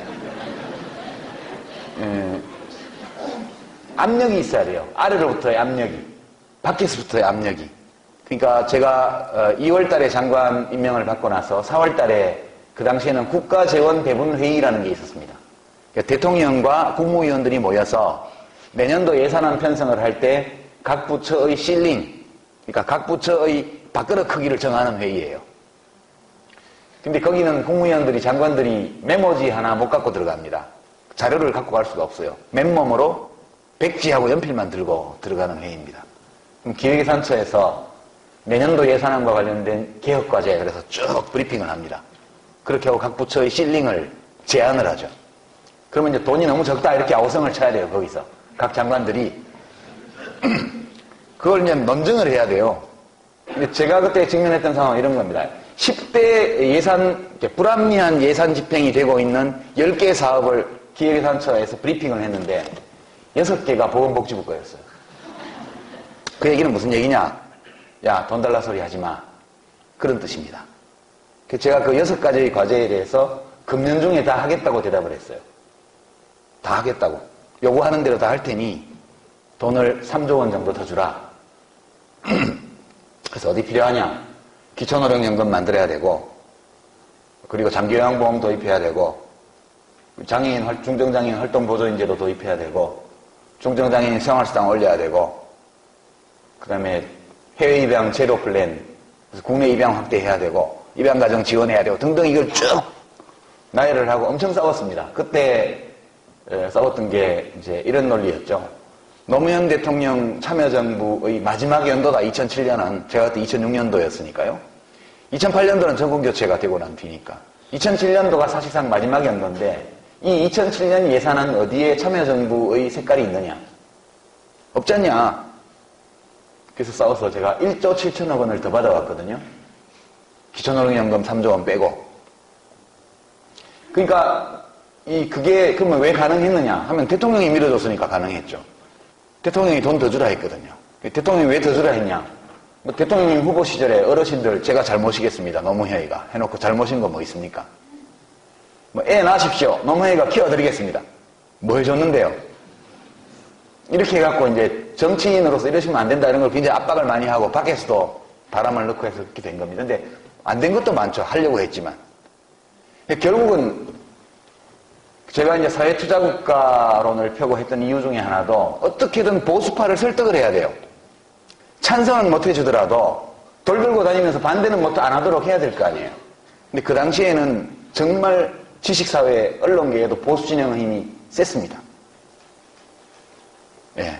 이제 그런 문제들을 실제로 해보면 어떤 장관이나 대통령이 의지만 갖고 있다고 되는 문제는 아니고 재원 조달 방안부터 시작해서 그 배분에 이르기까지. 다음번에는 좀 더 잘 되리라고 봐요. 저는 다른 분이 복지부 장관을 하시면 예컨대 지금 야권에서 연대해서 정권 교체를 하는 경우에 2002년도에 비하면 지금 훨씬 보건, 복지, 보육 이런 문제들에 대한 구체적인 정책 제안들, 공약들이 많이 나와 있고 그것을 해야 된다는 사회적 공감대가 2006년도, 2007년도와는 비교할 수 없을 정도로 강력하게 지금 형성이 되어 있습니다. 새누리당이 진보당 같아요, 요새. 빨간 플랜카드에다가 뭐 함께 사는 대한민국 그죠? 함께 살자가 쌍용자동차 구호였잖아요. 함께 사는 대한민국 비정규직 차별을 철폐하겠습니다. 이런 거 막 붙여놨어요. 다 거짓말이죠. 저는 거짓말이라고 생각합니다. 그러나 이 약속들이 그래도 다음 정부에 가면 어느 정도 힘이 되리라고 봐요. 추궁할 수 있기 때문에. 그런 정도 답변을 드리고 실제 해보면 되게 어려워요. 장관도 되게 힘들더라고요. 보통 아침 6시에 집에서 나와서 11시 반이나 12시에 집에 들어가고요. 제가 40대 때 장관을 했는데도 육체적으로 굉장히 힘들었습니다. 힘들었고 한 1년 반 가까이 하니까 지쳐가지고 좀 그만했으면 그런 생각이 들 정도로 그렇게 힘든 직업이고요. 힘든 일이고 그다음에 별 딴 생각을 할 여유가 별로 없습니다. 사실은 일에 쫓겨서. 그리고 해도 끝이 없으니까요. 이쪽 분야는. 특히 이제 노인정책, 장애인정책, 아동정책 이런 쪽들은 해도 끝이 없습니다. 뭘 하나 하면 그 다음 요구가 계속 나오기 때문에 지금 우리가 복지정책의 발전 수준이 그 당시에는 너무 낮았고 지금도 아주 상당히 낮은 편에 속하기 때문에 계속 잠재되어 있는 요구가 하나가 해결되면 다음 게 나오고 이렇게 가기 때문에 끝이 없는 길을 가는 것과 비슷해요. 그래서 굉장히 힘들었다 그런 느낌은 많이 남아 있습니다. 아까 두 번째 질문자가 통합진보당 분당 얘기를 하셨는데요. 저는 이렇게 생각해요. 솔직히 제가 그 전에 저공비행이라고 라디오 한 게 있었어요. 라디오도 아니고 파일. 어디 팟캐스트에 올리던 방송인데 노회찬 의원하고 둘이서 총선 전에 몇 달 동안 진행을 했는데 이제 통합진보당 사태가 터지면서 그만뒀죠. 조금 이따가 또 시작하려고 그러는데 시즌2를. 근데 왜 그만뒀냐 하면 이것 때문에 그만둔 거예요. 근데 그때 제가 캐릭터를 의리남 유시민 이렇게 해서 진행을 했는데 바꾸기로 했습니다. 이제 자유인 유시민으로. 그래서 제가 자유인의 입장에서 오늘 그 말씀 드릴게요. 보통 이제 지금까지 진보정당들은 자기가 미래세력이라고 주장했죠. 그리고 새누리당, 한나라당과 민주당이 하는 이 정치는 보수 일변도의 50년 묵은 삼겹살판, 불판, 시꺼멓게 탄 거. 그래서 불판 갑시다 이러고 막 돌아다녀서 히트를 쳤죠. 근데 그 진보의 불판이 새 불판인지가 의심받은 사건이죠. 불판이 새 건지도 의심받았고 고기를 구울 능력이 있느냐 이것도 의심을 받은 사건입니다. 어찌 보면 진보정당도 구체제의 한 구성 요소로 인지되고 있다. 저는 그렇게 생각합니다. 본인들의 의지와 무관하게요. 그러니까 새누리당과 민주당이 87년 체제라는 구체제의 주요한 구성 요소라면 지금 현실 정치에서 많이 소외되어 있으면서 고군분투하고 의제를 선도하지만 표는 못 받는 이 진보정당도 역시 구체제의 일부 아니냐 이런 시각이 많이 있다고 저는 생각합니다. 그런 면이 있죠. 이게 무슨 진보냐? 진보 아니죠.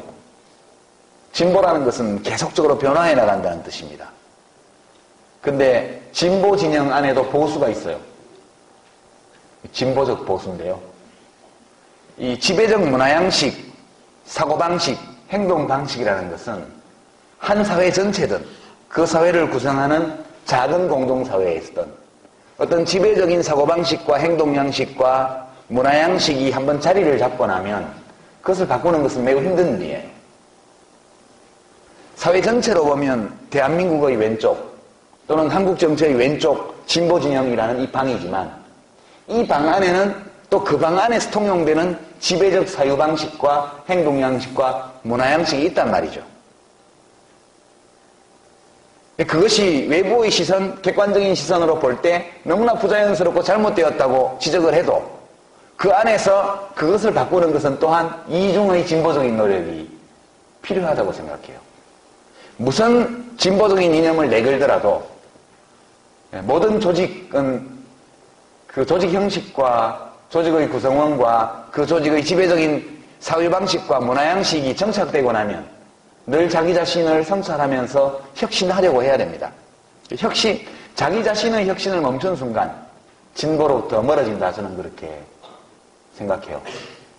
저는 사실은 굉장히 후회하는 것 중에 하나가 그때 온라인 투표를 할 때 중복 IP 투표를 제한해야 된다는 주장을 하려고 했어요.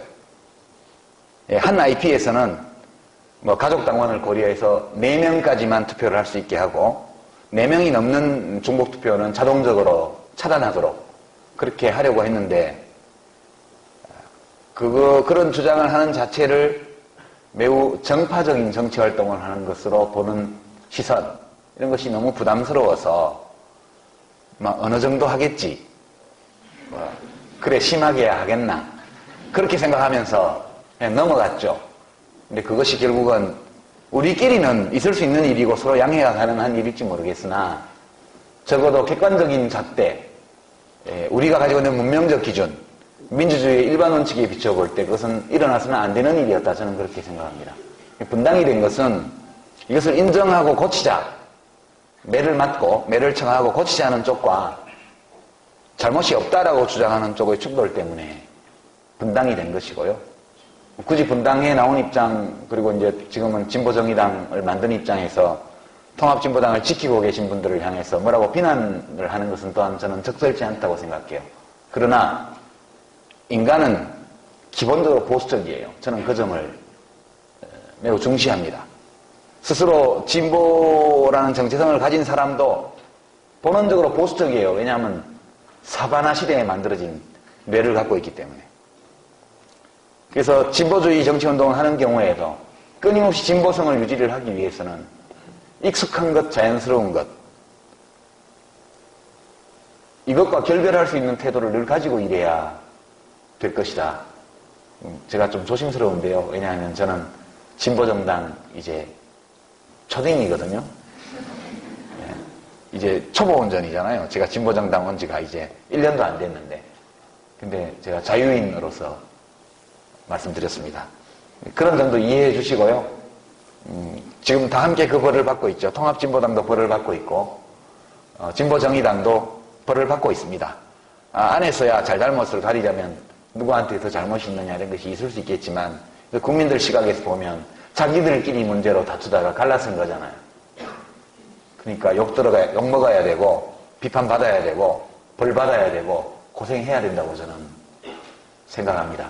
다시 존중받고 인정받기 위해서는 상당히 긴 시간 동안 봉사하고 헌신하고 기여하고 성찰하고 이런 과정이 필요할 것이다.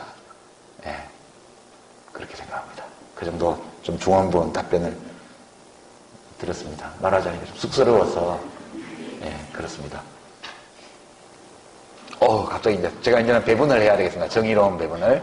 지역균형과 양성평등을 다 감안해서 지금 이 바둑무늬 옷 입으신 여자분하고 지금 여성 두 분이 필요해요. 남자분이시죠? 저 뒤쪽에 긴 머리에 지금 손 흔들고 계신 여성분, 두 분 여성분들의 질문을 받겠습니다. 먼저 앞쪽에 그 뒤쪽부터 하실래요? 예. 네, 아까 의원님이 해주신 말씀 중에 기회비등이랑 규칙의 공정, 방치의 대세 등의 말씀을 해주셨는데요. 요즘에 많이 나오는 얘기 중에 경제민주화 얘기가 많이 나옵니다. 저는 아까 말씀해주신 부분이랑 경제민주화 부분이랑 관련이 있다고 생각해서 여쭤보는 건데, 지금 경제민주화 얘기가 많이 나오지만 실질적인 거나 그런 거는 실질적으로 이게 어떻게 이루어질 것인가에 대한 정책적인 의견이 많이 부족하다고 생각합니다. 그래서 의원님이 생각하시는 경제민주화와 또 이것이 실질적으로 실현 가능한 문제에 대해서 실현 가능한 것인가에 대한 문제와 또 가능하다면 정책적인 방향으로 어떻게 나아가야 할 것인지에 대해서 여쭤보고 싶습니다. 네. 예, 앞쪽에, 예. 오늘 강의 감사합니다. 네, 저는 가톨릭대학교 법학부 일본학번 양진희라고 합니다. 저는 약간 개인적인 질문이라고 생각하는데요. 국가를 변화시키는 방법으로 굉장히 여러 가지가 있다고 생각합니다. 그 중에 의원님께서는 정치라는 방법을 선택하셨는데요. 왜 하필 정치를 통해서 의원님께서 생각하시는 국가를 만드시고자 하는지가 궁금합니다. 예, 질문 감사합니다. 저 뒤쪽에 계신 우리 여성분 질문부터 답을 드리면, 이 경제정의 실현 혹은 경제민주화를 어떻게 할 거냐, 이거는 별도의 강연이 필요할 것 같아요. 근데 이제 제가 그냥 개인적인 소감, 소회를 말씀드리자면, 경제민주화에 가장 필요한 것은 용기라고 생각해요. 용기. 왜 이런 말씀을 드리냐 하면, 저는 지난 시기에 이제 10년 동안 정치를 했는데, 앞에 5년은 이제 집권당 또는 사실상 집권당 소속이었고요. 뒤에 5년은 야권 원외 이제 직책이 없는 정치인이었습니다. 하는 당마다 잘 안 됐고 선거마다 떨어졌고 대체로 그랬죠. 전반부는 좀 화려했고 후반부는 좀 비참했다. 저는 그렇게 생각하는데, 그러니까 이것은 제가 전반부에 정치적으로 소위 잘 나갈 때 있었던 일과 관계가 있습니다. 그러니까 실제로 국회에서 법을 만들거나 정부에서 행정을 하는 사람들을 짓누르고 있는 몇 가지의 명제, 이론 또는 이데올로기 혹은 미신이라고 말할 수도 있는 그런 주장들이 있거든요. 예, 근데 이제 경제민주화와 관련해서 보면 이제 총수의 리더십이 없이는 재벌 대기업들이 제대로 경영되기 어려울 것이다. 그래서 어떤 학술적인 주장으로 나오기도 하고요. 또는 어떤 이데올로기나 정치적 주장으로 나오기도 하고, 또 어떤 경우에는 거의 미신처럼 이렇게 믿는 분들도 있습니다. 그런데 그 주장이 굉장히 강력하면 실제로 행정을 하는 사람들을 떨치기가 어렵더라고요. 다른 예를 들면 비정규직 제도를 완전히 없애버리면 실업률이 높아질 것이다. 이것은 이제 논증의 형태로 나와 있기도 하고요. 또 실제로 이 논리를 뒷받침하는 통계도 꽤 많이 있습니다. 그러니까 미국과 유럽을 주로 비교하는데 서유럽은 노동보호가 강력한 반면 실업률이 높아요. 미국은 비정규직이 창궐하고 인권 격차가 무지하게 크고 해고를 마음대로 하는 나라인데 실업률은 상대적으로 낮습니다. 일반적으로 모든 나라가 다 그런 것은 아니지만, 그러니까 우리 경우에도 이 노동시장 유연화를 완전히 거부하고 비정규직 제도를 없애게 되면 실업률이 엄청나게 높아지게 될 것이다. 그렇게 언론에서 퍼뜨립니다. 근데 이걸 뿌리치기가 굉장히 어렵더라고요. 굉장히 어려워요, 실제로. 왜냐하면 우리가 이제 저는 복지부에 있으니까 경제부처 계신 분들하고 뭐 밤낮 장관회의다 뭐다 해서 만나는데 만날 때마다 계속 그 얘기란 말이에요. 그럼 싸우는 것도 한두 번이지 서로 얼굴 보면서 매주 국무회의 하는 사이인데 그따 대고 뭐 정당에서 정파 간에 투쟁하듯이 그렇게 논쟁할 수는 없다고요. 그래서 여성 장관이나 국무위원 중에는 울어버리는 경우도 있습니다. 너무 집요하게 방해를 하니까 마지막 수단으로 울면 곤란해요, 남자들이. 그러니까 눈물로 그거를 밀고 나가는 경우도 제가 봤습니다. 여성 국무위원 장관의 경우에는. 말로 도저히 6대1, 5대1로 논쟁을 하다가 안 되니까 우는 거예요. 그럼 어떻게 합니까? 우는데 해야지. 그 정도로 좀 어렵습니다. 그러니까 경제민주화라는 것은 두 갈래인데요. 첫 번째는 경제력 집중의 해소, 제어 이런 겁니다. 그러니까 재벌들이 수직 계열화 해가지고 이 연관된 산업을 다 지배하는 거 이런 거 못하게 해야죠. 그리고 그 막강한 힘을 이용해서 협력업체 착취하는 거. 예컨대 뭐 현대자동차 같은 데에서 뭐 당기순이익을 2조, 3조 원 올렸는데 현대자동차 협력업체들의 당기순이익 합이 500억 원밖에 안 된다. 이런 건 문제가 심각하죠. 결국은 재벌 대기업들 수출업체들이 돈을 버는 이유가 고객을 착취하거나 주주를 착취하거나 협력업 거래처를 착취한 거 아니에요. 노동자를 착취하고. 이렇게 과도하게 집중된 경제력을 무기로 해서 전후방 연관된 산업 분야의 실질적인 경쟁을 없애버리고 특권을 수립하고 이렇게 하는 거를 없애는 게 경제민주화의 한 축이고 다른 한 축은 공정한 경쟁의 풍토를 수립하는 거예요. 열심히 하고 창의적으로 하는 데가 잘 되고 그렇지 않은 데들은 어려움을 겪어야 맞는 거죠. 모든 회사를 다 살려놓을 수는 없으니까. 근데 이런 공정 경쟁이 되지 않는다는 거. 이게 두 번째 내용입니다. 경제를 좁게 해석하면. 더 넓게 해석하면 소득 분배가 균등하게 된 사회일수록 성장 잠재력이 더 높다. 이런 연구 결과들은 많이 있습니다. 이것은 매우 직관적으로도 와닿는 건데요. 재벌들은 1년에 10조 원을 벌면 예컨대 뭐 삼성전자 한 군데 당기순이익이 3, 4분기에 8조 원이라고 그러는데요. 그 8조 원을 삼성전자 주주들이 배당받으면 소비를 얼마나 할 것 같습니까? 소비하는데 한계가 있죠. 그러나 그 돈을 협력업체로 줘서 노동자하고 서민들한테로 나눠주면 대부분 다 소비하겠죠. 그러면 내수가 살아날 거 아니에요. 내수가 살아나면 성장률이 높아지겠죠. 저희는 그런 게 이른바 신케인즈주의적인 건데요. 소득 분배 상태와 성장률 사이에 관계가 있다고 보는 겁니다. 보통은 관계가 희박하지만 우리처럼 소득 분배가 이렇게 불균등하게 되어 있는 경우에는 소득 분배를 좀 더 균등하게 함으로써 내수를 진작하고 내수를 진작해서 성장률을 높일 수 있다고 보는 입장이에요. 이것이 네오케인지안의 이론적인 입장입니다. 그러나 보수 쪽에서는 감세를 해줘서 부자를 더 부자 만들어주면 투자를 많이 해서 성장이 된다 이렇게 얘기하는데 투자를 안 하잖아요. 근데 소비가 되는 건 확실하거든요. 서민들에게 가처분 소득을 높여주면 소비가 되는 건 100% 확실합니다. 그래서 이 신자유주의적인 이 감세를 통한 성장 모델보다는 소득 분배의 균등화를 통해서 또는 서민 가계의 노동자, 농민들 서민 가계의 가처분 소득을 증가시켜 줌으로써 생기는 성장의 효과가 더 확실하다는 것은 저는 분명하다고 봐요. 이런 거를 얘기하는데 제가 과거에 집권당에 있을 때는 굉장한 용기가 필요했습니다. 사방에 그렇지 않은 목소리들이 들렸기 때문에요.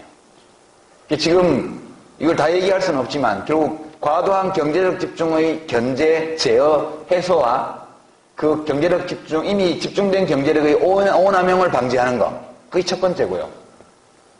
두 번째는 중소기업과 중견기업들이 경쟁력이 있을 경우에 이윤을 축적해서 기술 투자를 더 할 수 있는 공정경쟁 풍토를 수립해주고 그리고 그 모든 것을 밑받침으로써 하위소득계층 혹은 중하위소득계층의 가처분 소득을 올려주기 위한 복지의 대폭적인 확대.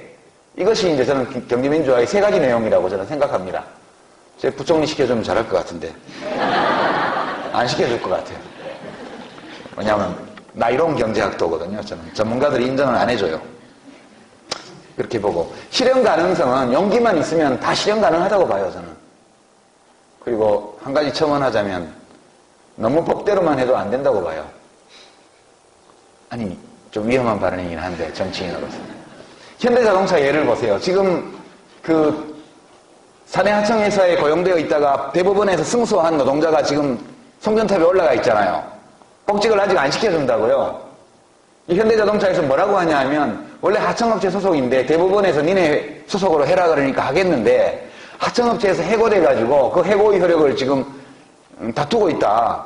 그래서 지방노동위원회에서 해고 무효라고 얘기를 했는데 그 원래 하청회사 쪽에서 행정소송을 내하고 다투고 있으니까 우리가 어떻게 할 수 없다 이렇게 나옵니다. 그리고 그 문제가 되었던 하청회사 소속 말고 다른 비정규직 사실상의 파견 노동자들이 많은데 왜 전부 고용 안 하냐 이렇게 물으면 그 사내 하청은 합법이다 이렇게 얘기해요.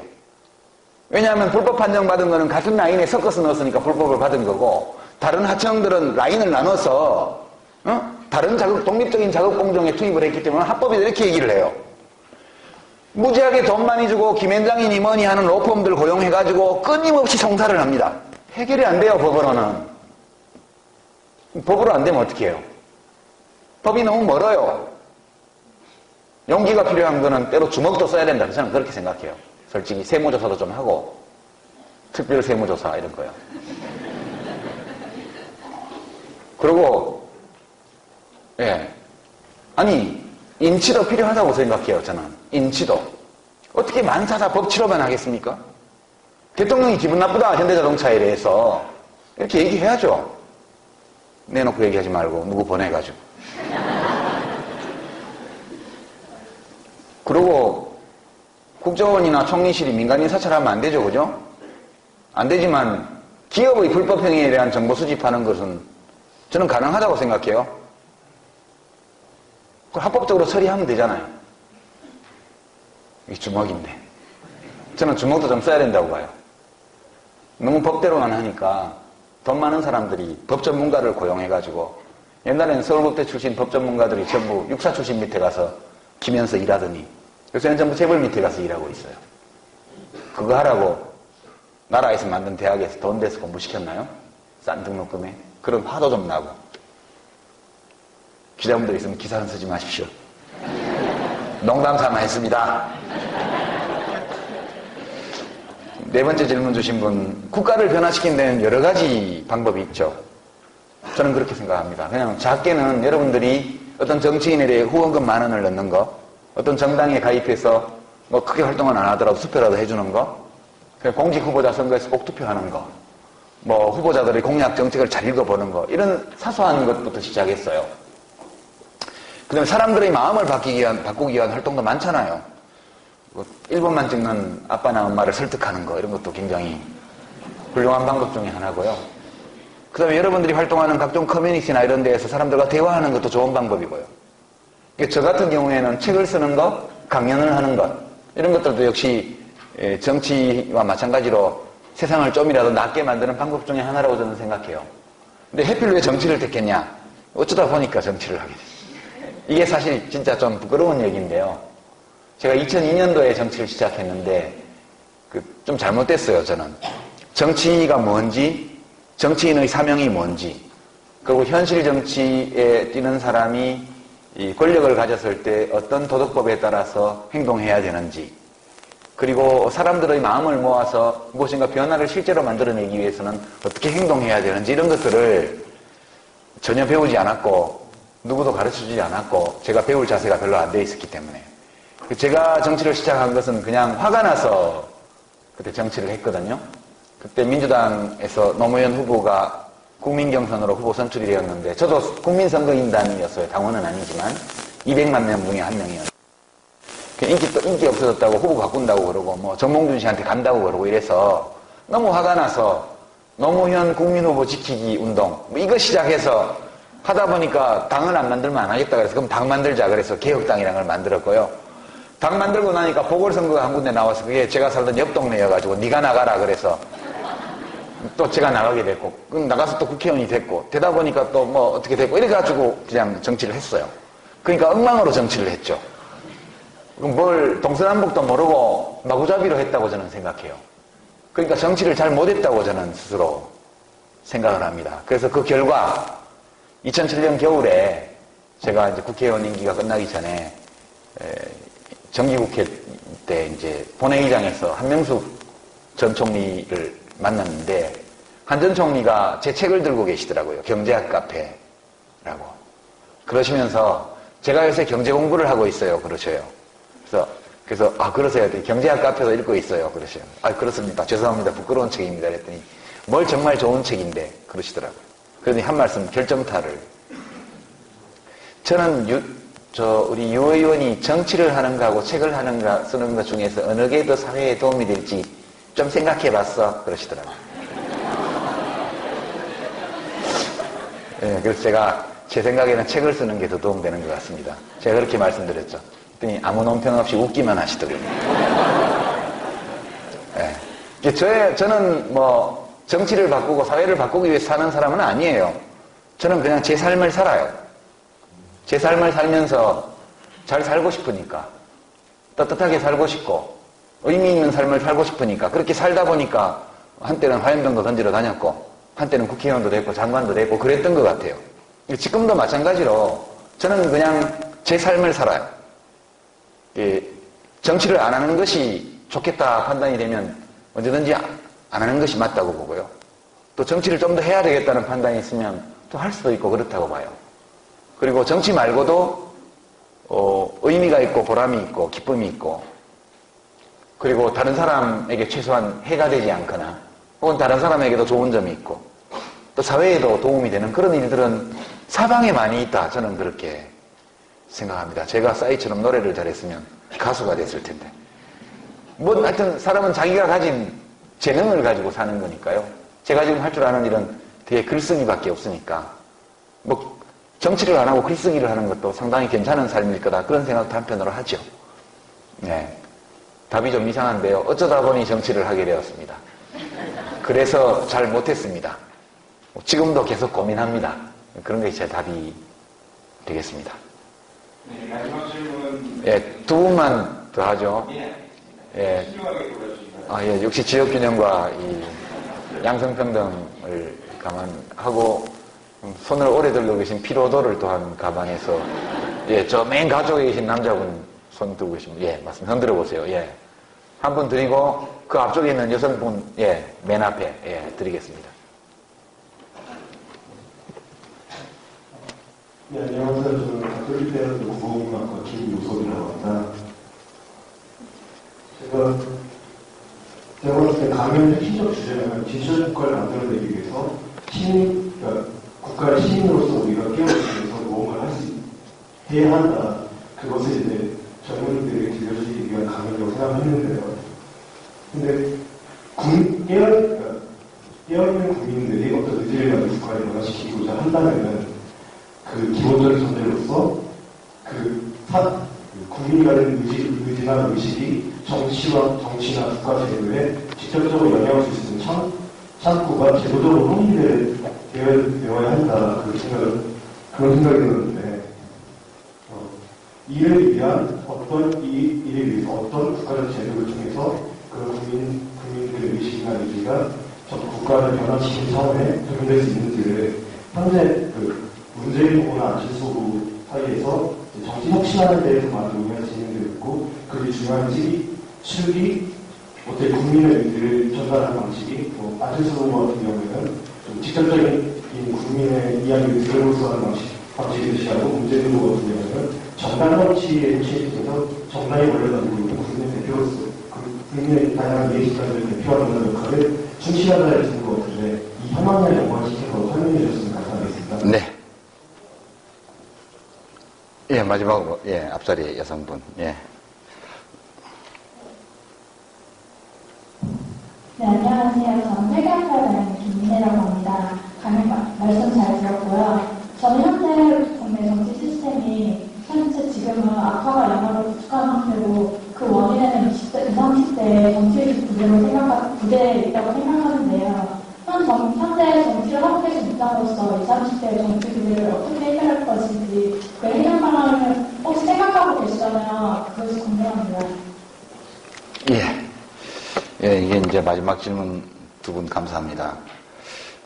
첫 번째 질문 주신 분은 이제 시민들이 어떤 소망을 가지고 있고 자기 의지를 가지고 있다고 전제할 때 그렇다 하더라도 이것이 정치에 반영이 될 수 있어야 되는 건데 현재 반영이 잘 되고 있지 않지 않느냐.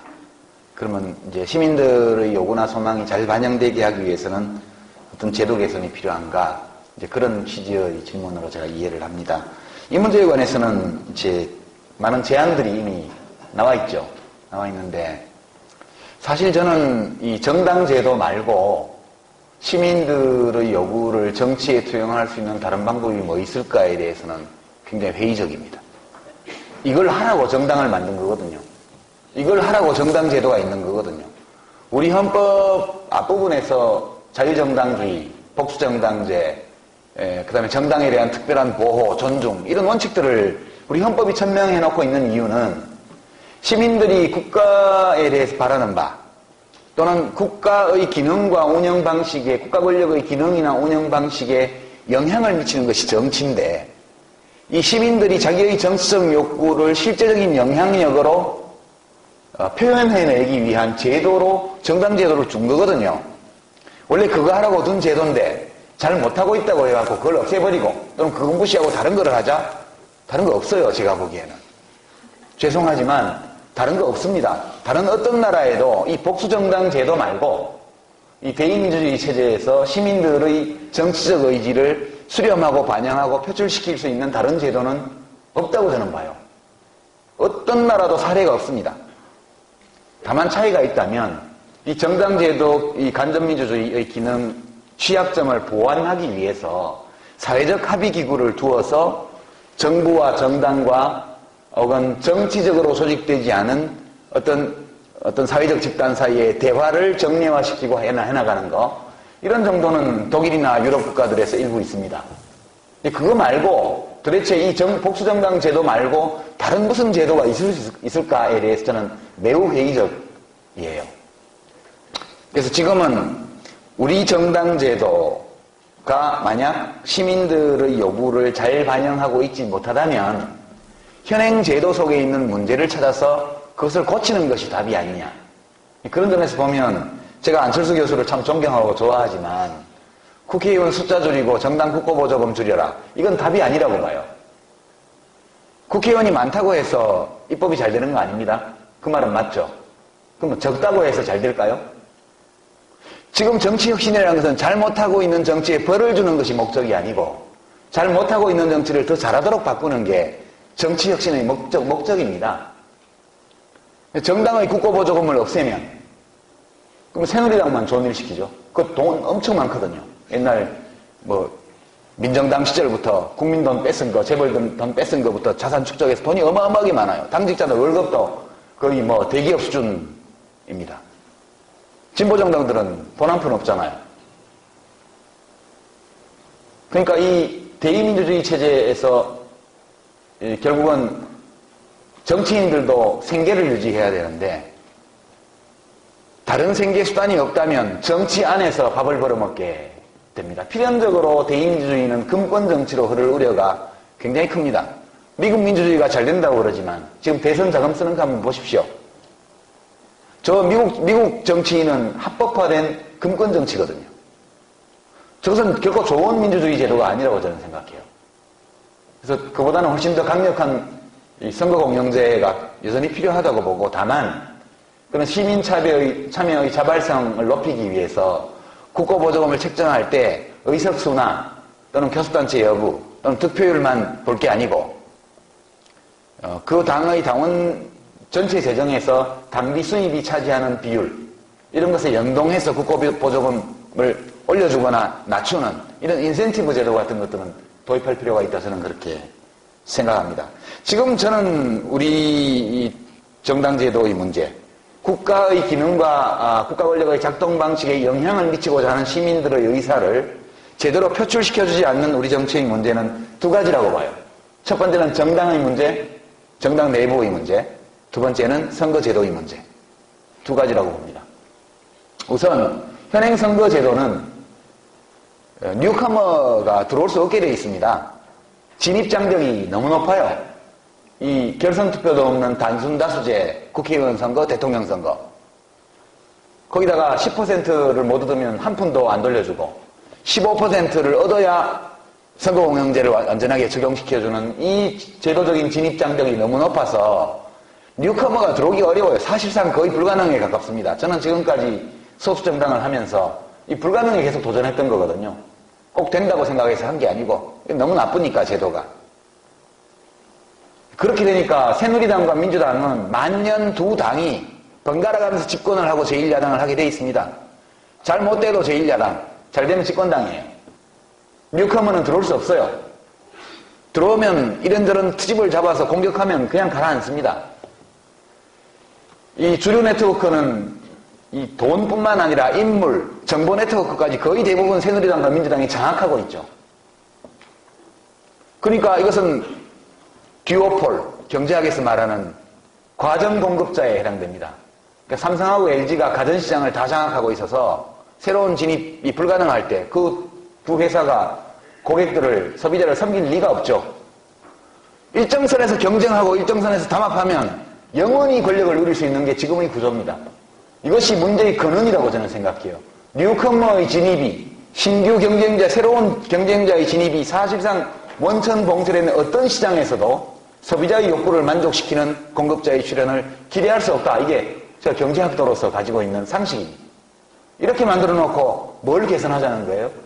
저는 이 구조가 존재하는 한 한국 정치의 개선은 거의 불가능하다 저는 그렇게 생각합니다. 25년 동안 이렇게 해왔고요. 앞으로 25년이 또 지나도 본질적인 변화는 절대 없을 것이다.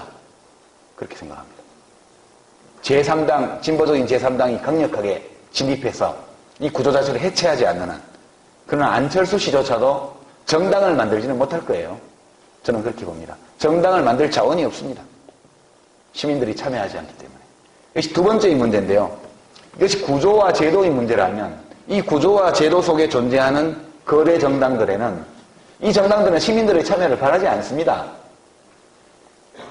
대통령을 뽑을 때, 공직 후보자를 뽑을 때 잠깐씩만 들어와서 뽑아주고 나가라는 거예요. 필요 없다는 겁니다, 평소에는. 당의 권력은 당 지도부와 국회의원들과 당의 간부들이 다 장악하고 모든 의사결정은 자기들이 하고 싶어 해요. 실제로 지구당 당대회를 평일 오후 2시에 하잖아요. 누가 오란 말입니까? 경제활동 인구는 절대 오지 마. 이게 지금 정당들의 행태예요. 평일날 저녁, 일요일 이런 데 해야 될 거 아니에요. 평일 오후 2시에 지구당 당원대회를 하면 누구 들어오라는 말입니까? 참여하지 말라는 거예요. 실제 시민들이 참여하지도 않아요. 정당에 참여하는 것은 꼭 무슨 전염병 환자와 접촉하는 것처럼 그렇게 여기죠. 정당은 뭔가 불순한 거 이렇게 생각합니다. 참여가 너무너무 없어요. 이렇게 제도와 구조가 잘못되어 있어도 시민들이 활발히 참여하면 내부적으로 조금씩은 바꿔나갈 수 있을 텐데 실제 해보면 참여가 없습니다. 그 원인이 니네들이 잘못하니까 그렇지. 오케이, 받아들입니다. 그러나 국민은 왕이거든요. 계속 이렇게 가서 답답한 거는 정치인이나 정당이 아니고 국민들만 답답한 거예요. 결국 우리의 이 제도 정치 속에 시민들이 참여하는 양상을 보면 계속해서 정치에 대한 불만 또는 불만족, 비판을 활발하게 하시지만 실제 그 문제를 고치는 데 대한 참여는 극도로 꺼리고 있습니다. 그래서 이 잘못된 제도적 환경 그리고 참여를 하지 못하게 막고 있는 거대 정당들, 참여하지 않은 국민들, 시민들 이 세 가지가 합쳐져서 지금 우리 정치를 만들어내고 있는 것이고 여기에 대한 특별한 해법은 저는 아무리 생각해도 없는 것 같아요. 제일 빠른 길은 제도를 바꾸는 거죠. 진입이 수월하도록 이 국회의 진입 장벽을 낮추는 겁니다.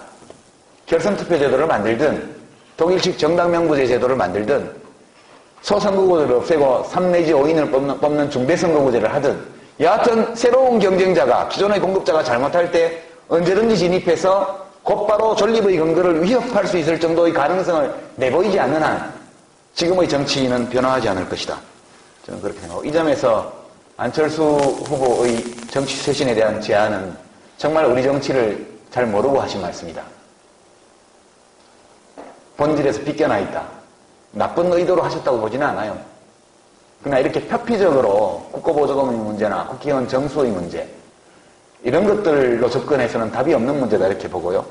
문재인 후보님은 또 제가 무척 사랑하고 존경하는 분이신데 이분은 또 민주당이라는 이 정당에 지금 갇혔죠. 저는 갇혔다고 봐요. 그 당에 포획되었습니다. 저는 그렇게 봐요. 그래서 문 후보님 개인은 아주 혁신적인 이 정치제도 개선에 관한 생각을 갖고 계시지만 그것을 표현할 수 없다고 봐요. 그러니까 이제 비례대표 100명까지 늘리자 이런 정도인데요. 이 정도 제안도 실제로는 문재인 후보가 단일 후보가 되어서 대통령이 당선되고 나면 민주당 국회의원이 할 것인가? 절대 안 합니다. 자기 지역구가 없어지는데요.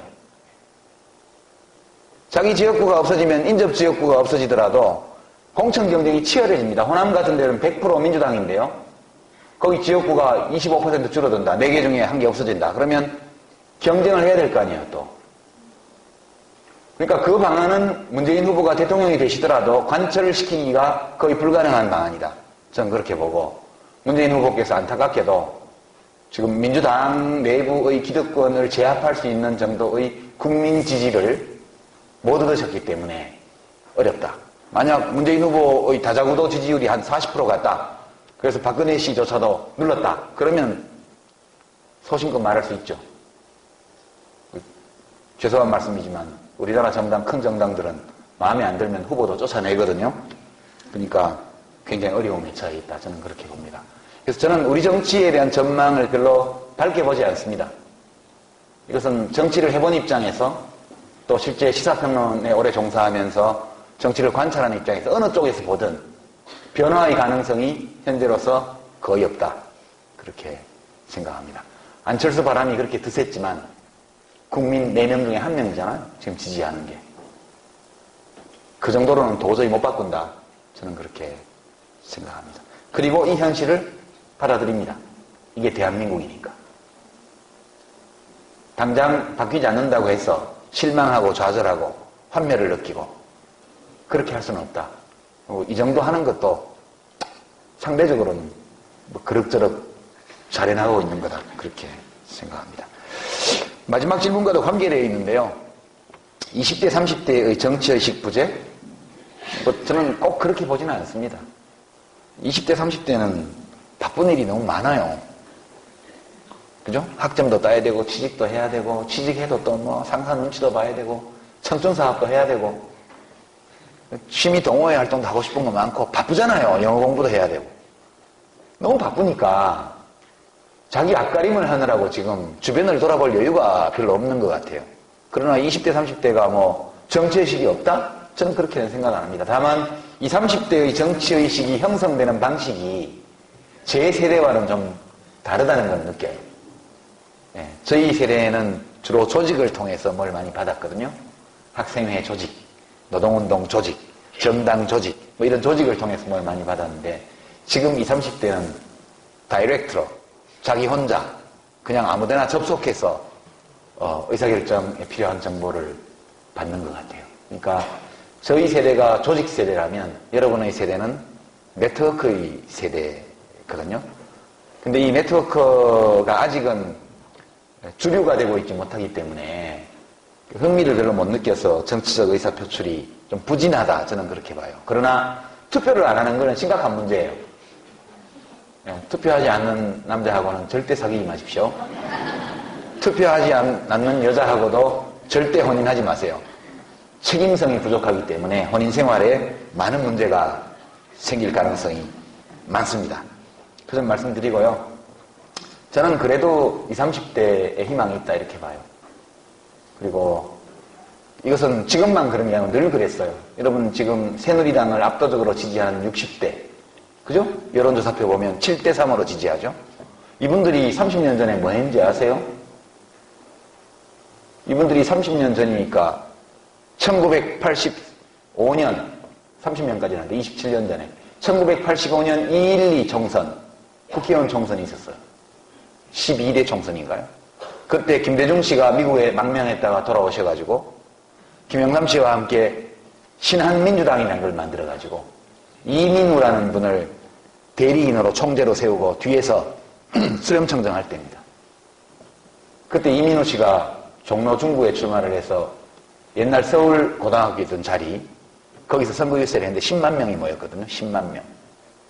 30대들이 구름처럼 모여서 이민우 씨를 무등 태워서 종로까지 행진하고 그랬던 세대입니다.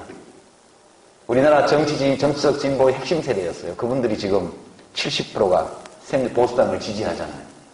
여러분들도 지금은 야당을 많이 지지하고 지금 30대들도 7대3으로 야당을 지지하지만 30년이 지나면 지금 30대도 또 70% 보수당을 지지할 거라고 봐요. 인간은 사바나에서 나서 문명과 지성의 세대를 거쳐서 다시 늙어서 사바나로 돌아가거든요. 이거를 어떤 분들은 제가 노인을 표명한다 이렇게 얘기하는데 그렇지 않습니다. 받아들여야 돼요. 나이가 많이 들면 저절로 보수적으로 됩니다. 여기 와서 계신 어르신들은 좀 예외적인 존재고요. 특별히 빛나는 지성을 가지고 계신 분들은 60대가 넘었어도 여기 계신 거고, 일반적으로는 그렇습니다. 그 어르신들이 왜 투표를 많이 하시느냐? 그것은 그 삶에 대한 태도와 관계가 있습니다. 젊은이들은 자기의 존재를 인정받을 수 있는 곳이 많아요. 그죠? 애인한테 인정받을 수도 있고, 친구한테 인정받을 수도 있고, 회사에서 받을 수도 있고, 학교에서 받을 수도 있고, 동호회에서도 받을 수 있어요. 그러나 연세가 많이 드셔서 그런 활동을 이제 직장도 은퇴하시고 다 이렇게 하시는 어른들은 명함도 새길 게 없잖아요. 명함이 없어진다는 것은 인생에서 어마어마한 변화입니다. 평생 명함을 가지고 살다가 정년퇴직에서 명함이 없어요. 거기 새길 게 없습니다.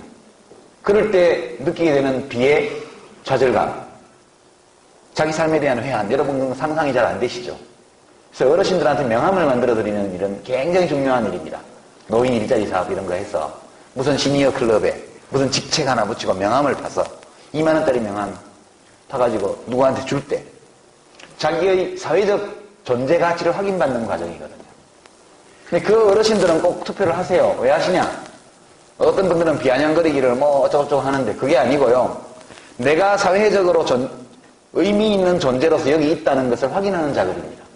매우 중요한 삶의 태도예요. 저는 그렇게 봅니다. 젊은이들은 그에 비해서 훨씬 더 그런 사회적 인정을 받을 수 있는 곳이 많기 때문에 투표 행위가 가지는 의미가 적어요.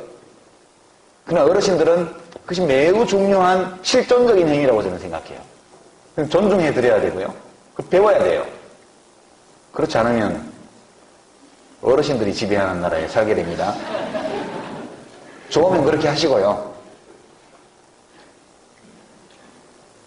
예, 그 점을 말씀을 드리고, 알아서 하십시오. 20대, 30대. 누가 인생을 대신 살아주는 거 아니고요. 예, 자기 세대의 운명은 자기 스스로 개척해 나간다, 누구나. 그런 마음으로 저는, 제 딸도 20대니까 그냥 지켜봅니다. 알아서 하겠지. 예, 이 정도로 마무리하도록 하겠습니다. 시간 관계상 안 해주시면 아주 더 마지막에 생각하고요. 네, 좋은 장면 들려주셔서 저희 청취자, 청취자에게 잘 들으신 유시민 교수님께 큰 박수